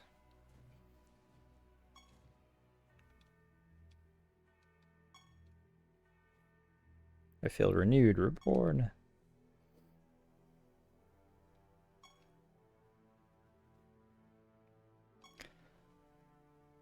Deep gulp and nod your head solemnly. Perdition is the ruling god of that realm, and he will doubtlessly protect you from Caliban's power while you search for him. I will rally the other gods to meet you in Caliban's domain. Until then, farewell, and good luck. Little either of us can do to repay each other for the suffering we've caused one another, but know that I will spend the rest of my life working to make things right with you and your kingdom.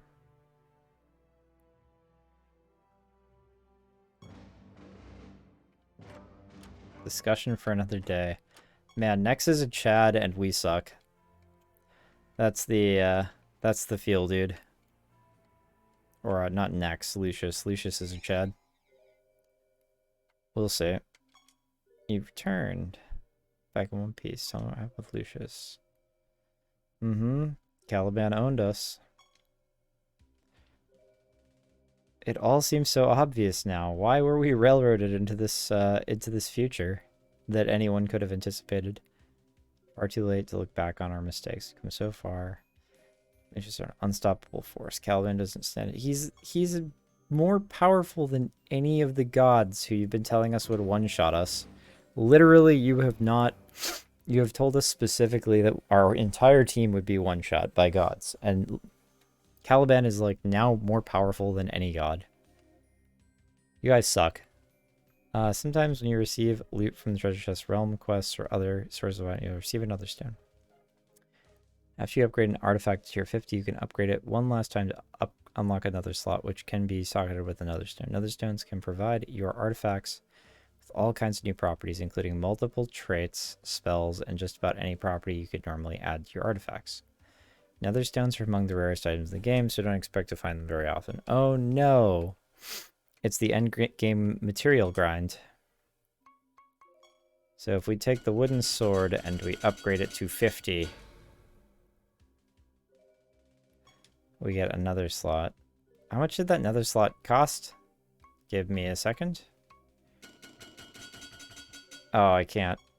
Oh no, the brimstone costs are so crazy. Okay, so it's now a lightsaber. The wooden sword is now a lightsaber with lightning coming out of it. So I can socket this with another stone. I have another stone. So it gives some stuff. Doesn't look very intriguing though, to be honest. It's a little sad. Sad stone. Okay. Anyway. I guess what time is it? 8:48. We got like 12 minutes. I'm gonna keep going. I'm just gonna run at the video game. Sanctum Umbra? There's no way it's just gonna let me in here, right?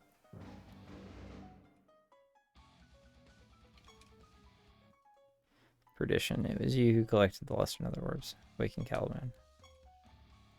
What were you thinking?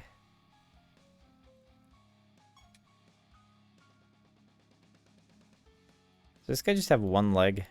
And it's like 1 foot with like a giant green mutant foot? Or am I supposed to understand that he's stepping forward or something? God of Extinction. I guess with a physical body like that, you would be the god of extinction. Alright. What do you guys do? Healed, they heal your other creatures for 25% of this amount. Your creatures receive 50% less healing. This trait does not stack. I really like the Nephilims. They also have, like, some badass artwork. When your creatures cast a spell, 35% of their speed is added to their intelligence to determine the potency of the spell. This trait does not stack.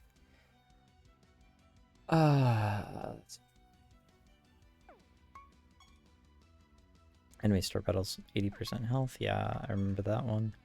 Start of this creature's turn, it takes damage equal to 20% of its maximum health and converts 200% of it into intelligence. That's at the start of the turn, though. We need some start of battle stuff.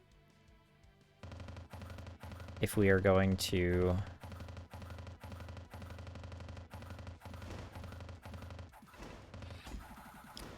If we are truly going to do the memes as we have claimed. This is some interesting background music. It is maybe just not very good.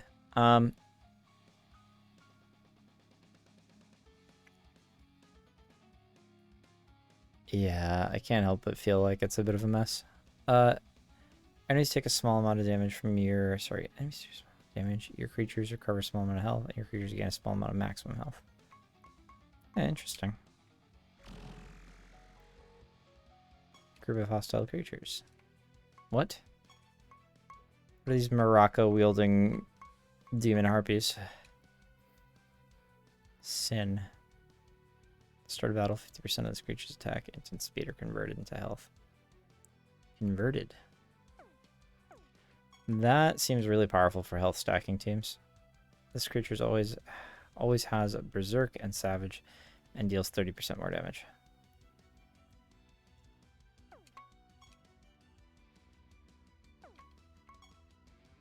This creature always has repelling. Oh yeah, I remember. I think I saw that at one point. That red version. I am never gonna remember their names. It's just not happening. Let me see.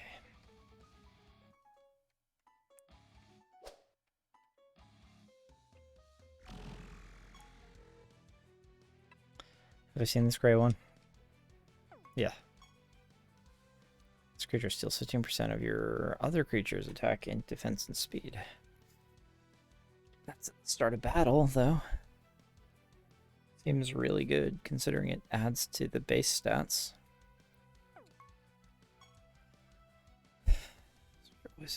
Yeah. What about the gold one? Enemy start battles with 30% less attack and int. Huh. Okay. Only got like 8 minutes left. Let me see. I am gonna try to get to bed on time tonight. Unusual for me, I know. 100%. Oh yeah, no, I've seen that. Oh, is this gonna mess with my...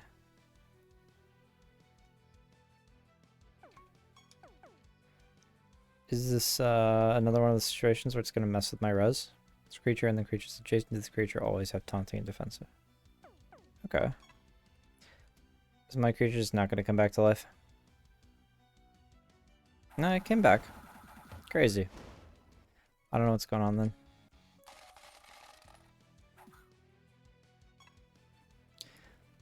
I'm going to probably play a little bit sloppily and recklessly. Coming up here, I'm not really going to pay attention to what's coming up for traits and stuff because I want to see if I can make it through the next boss before before the hour turns over, which seems kind of unlikely, honestly. Mostly because my first turn takes 900 years, basically.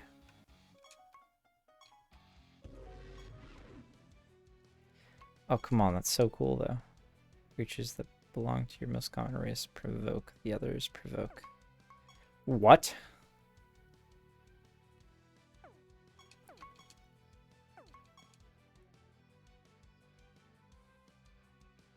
Okay, so that you can use that with the maniac there to cause everybody to like group suicide. After your creatures that belong to your most common race attack, the others have a 5% chance to attack random enemies for 10%. Those are interesting.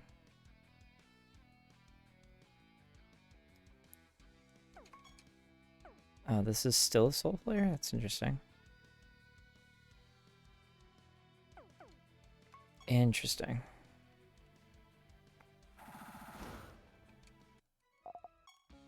I know I just said I was not gonna waste time on traits. Those look really cool.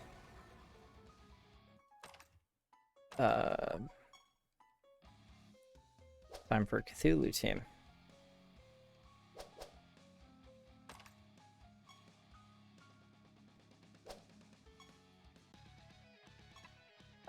This isn't a nemesis, right? This is the Nephilim master. Has to be.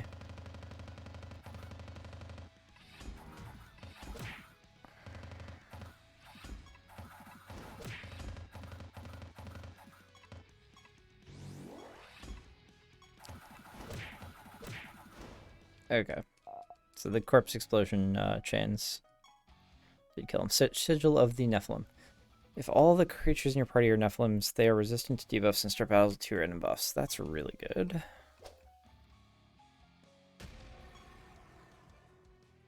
Okay, can't take time to see what these are.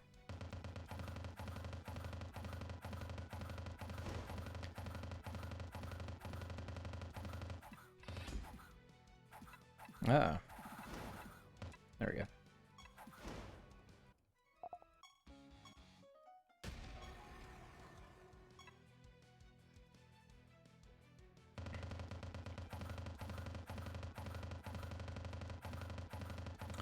Man. The speed damage delivery is actually feeling pretty clunky.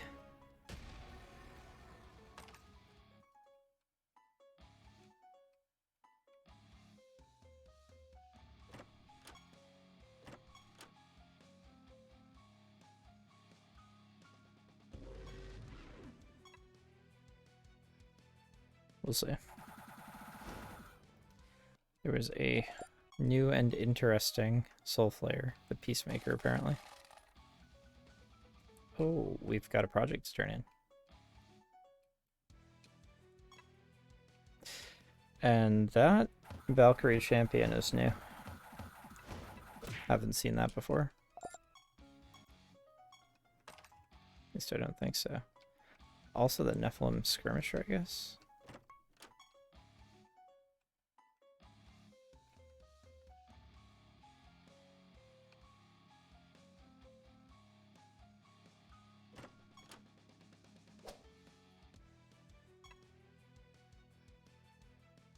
Nephilim Sorcerers. I don't remember what they do just yet. It's Demon's Judgment. Large amount of random stat, and your creatures gain a large amount of that stat. Woo. That seems good.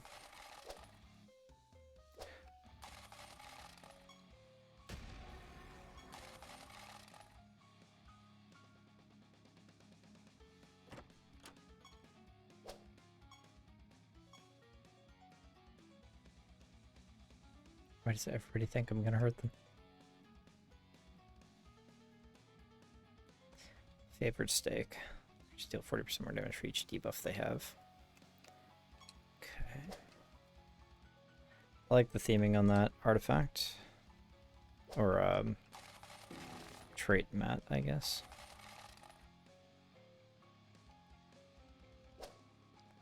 Quite a bit of stuff in this realm. Cure of Poisoning.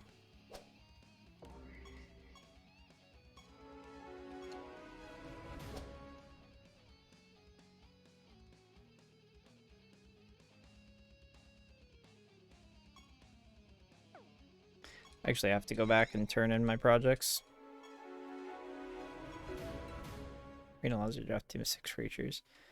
5 consecutive battles. The more battles you win, the more arena points you'll have. Instead of using your own creatures, you'll draft 6 new creatures from a randomized pool that is offered to you.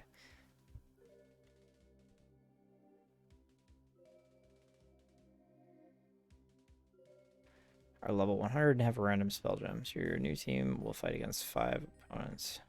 Each battle will be very different from the last. You win battles in the arena, you'll earn glory based on your performance. You can exchange this currency for items, which you won't find anywhere else. Ah, damn it.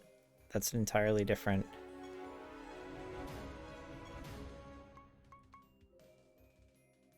See some items. To play Kinos or Lopley. Scratch card slot machines. No way. This is so over the top. Goblet of Trials. Decorations menu. Decorations mode. Let's put the arena over here, huh? Well, actually, I'm okay with being right there.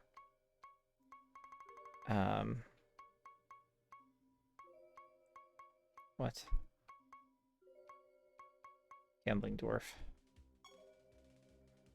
Oh no. I have to summon them each individually.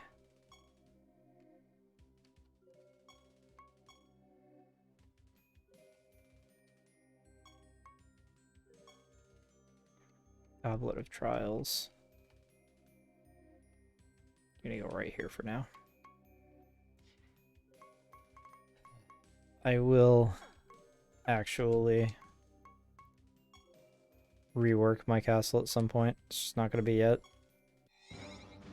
Oh, it's the hour. Let's see. We're going fast.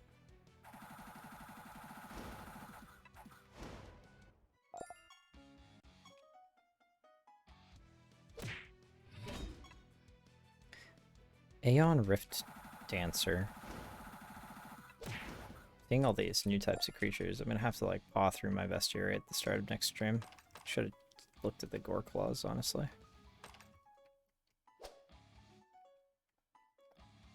So many spells, dude.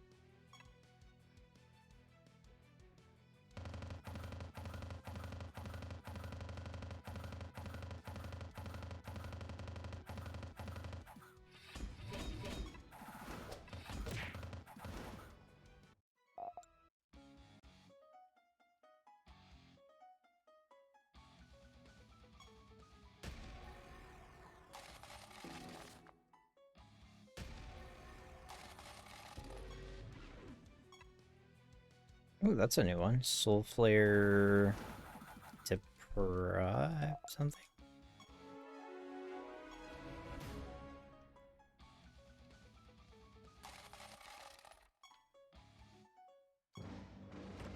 Okay, we completed our realm quest. Should I just go is the question.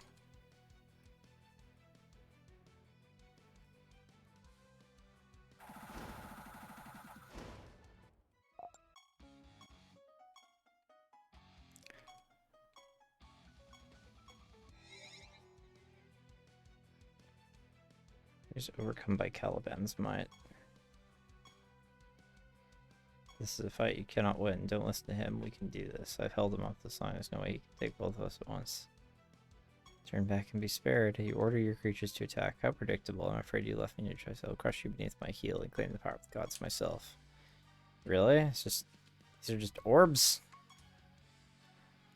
The orb has taken on a life of its own. Okay.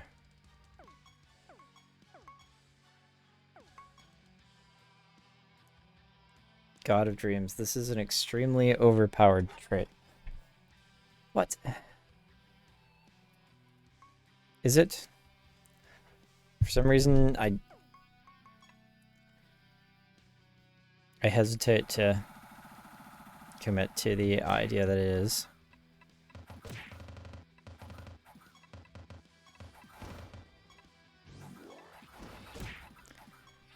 Well, we killed Caliban. Instantly. You've grown strong, Wes. Stronger than I ever thought possible. Really? Because, like, you were there for all the team building in my dreams and shit. It's only the beginning. I will show you the true power of the ultimate netherorb. What is this? Uh-oh. What the heck? When I'm done with you, I'll tear your kingdoms down. By brick, none will remember your names. Your people will bow down to the true king, the one and only god of Erdia. I am reborn. Uh-oh. We try again?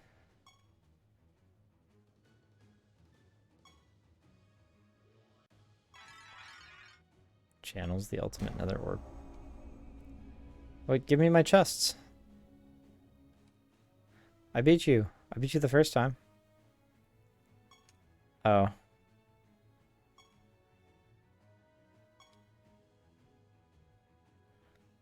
Okay, he's controlling the gods. Gotcha.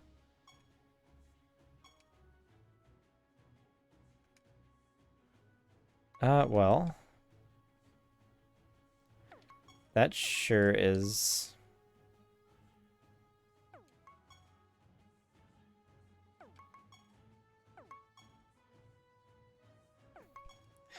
That sure is something, huh? It's cool that I can destroy pieces of him independently. Oh god, that's a little trippy to watch. I mean, it works. I guess, like, I don't really care that much. Okay, just his head is invisible now, though.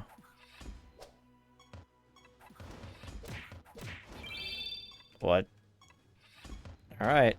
We're doing macro things. Let's hope my team can live.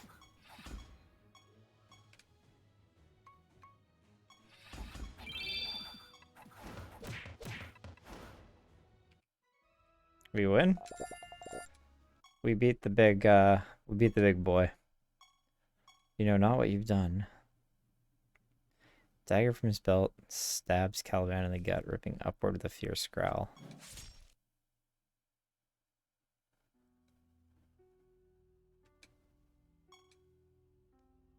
Gods have returned to their normal selves. I know what happened again. Caliban is no more. This nightmare is no more. That will take many years for my kingdom to be rebuilt to its former glory. I know that next will grow to become even stronger than it was before. Indeed, it is truly stronger than before. Okay, he's gonna help. Yeah, they're all gonna help. Oh, good. Not me. Fucked. Torin, you Chad. Based Torin. Alright, so you ask Lucius if he will accept your aid as well. Be honored to have you at my side as ever before. Let's begin an alliance anew together. Secure a brighter future for all of Rhodia. I see. Thank you for playing Siralim Ultimate. This concludes the main storyline. However, your journey is far from over. This game is filled to the brim with thousands of hours of endgame content for you to enjoy. Thousands, huh? You now have access to a new project called the Reliquary. Along with additional projects to unlock new realms, you'll unlock even more features as you reach higher realm depths. Seriously? More features. Music End of Days for use in your castle. Can I just do that? That's the one thing I want to do before I go. We're going to go set music End of Days. Okay, never mind. That is way too like rambunctious.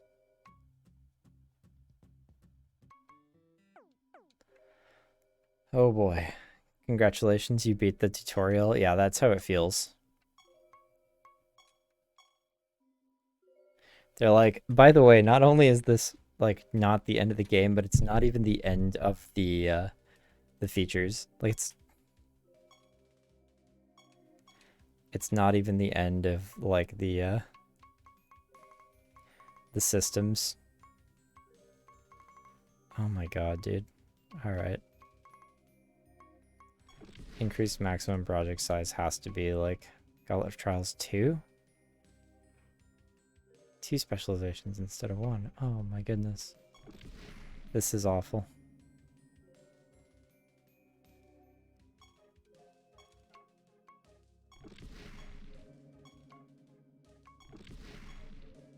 Oh wait, I shouldn't have done that one. Oh, it doesn't really matter to me at the moment, honestly. Oh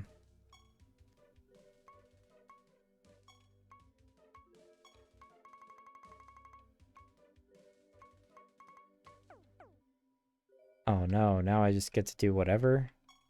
What are we gonna do? Oh no, Realm. There we go, actually. Yeah, you know what? Now is the time. Now we are going to use the projects. We are going to cancel the assassination project. Yes, I am sure. What we're going to do is we're going to unlock a realm.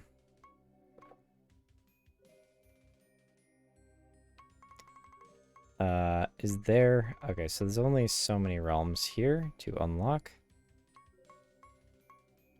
Does not seem like Realm Gambler's Hive.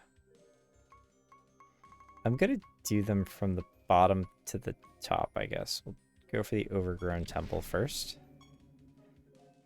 So next stream, start of next stream, I guess I will grind out for the Overgrown Temple, and we'll see. We'll go through all the content. I'm not gonna stop streaming this game just because I made it through the tutorial, basically. But we will see. I want to unlock all the content, and then I want to see basically how far I can push the depth and whatnot. But it is looking like, I mean,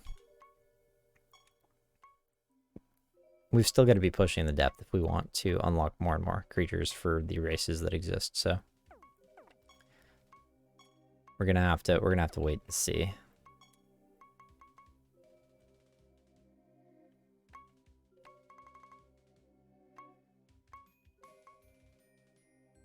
But we're getting there. It's looking like a lot of fun. After an enemy dies, this creature casts Corpse Explosion. I wonder if I What if I take this guy and I put it on my team, and then I put him on a place where my animatus borrows his borrows the trait, right? I wonder if it then casts like 3 corpse explosions, basically. I don't know. How's Team Slaughter doing? It's doing okay. I just killed Caliban for the end of the mainline story. You unlock a new creature of each type every 15 depth up to about 120-ish. Well, I'm definitely gonna at least go to 120-ish. Corgi, have you seen the Slaughter? Like, have you seen it in a battle? It's pretty funny. It goes. I don't think I'm going to do it right here, though. Basically, I just slaughter everybody instantly, and then it procs speed on the enemies and just explodes everybody. So far, but I've got to figure out a way to like bump the attribute gain mathematically. So probably some start of battle attribute gains, stat gains, and then a couple of things to ensure that, you know, I don't get completely wiped like on turn 1. Slaughter these nuts, basically. There are creatures that can only be purchased from the guilds also, and guilds don't unlock until after 400. Doesn't seem that bad. Like, again, I can just kind of cruise through floors at this point, and as I unlock stuff that allows me to make this team stronger, I'm sure that I'm going to be able to cruise floors for a while. Especially if I'm not doing it on realm instability. Like, realm instability and difficulty seem like this sort of thing that would cause the game to push back before unlocking all the content. I do intend to like grind out all the goblet stuff, the arena stuff, whatnot. I will try to unlock as much of the content as I can before I decide to put this game down. But in order to do that, I basically have to be pretty efficient with my time. I may start running Cheat Engine to just speed the game up. And see if that has any like impact on, for example, combats. I've gotten a little better at controlling the run speed during realms, so that's been less of a problem. Anyway, that is me for the night. I'm going to go ahead and save and reset. And I don't know if I will play at all before next stream. I've been trying to stream every moment of play so far, but I may do a little off stream at some point. Maybe I'll record it on VOD or something. But because I can only stream hours of my grandfather is asleep, like beyond him being asleep, it really restricts the amount at which I'm able to play. And because I narrate a lot when I'm on stream, you know, that also slows me down. But I may, because it's looking like this game is going to be quite a grind in terms of the stuff that I'm unlocking, I may or may not start like doing a little play in between sessions. And I will just mostly report what I've been doing if I do that. I'm not sure. I'm going to start uploading, I'm going to start pushing over the VODs to YouTube anyway. Because some of them are on Twitch and they're just going to expire in like 15 days or something. So anyway, that's Slaughter Elemental, Rabid Demented Slaughter Elemental for the time being.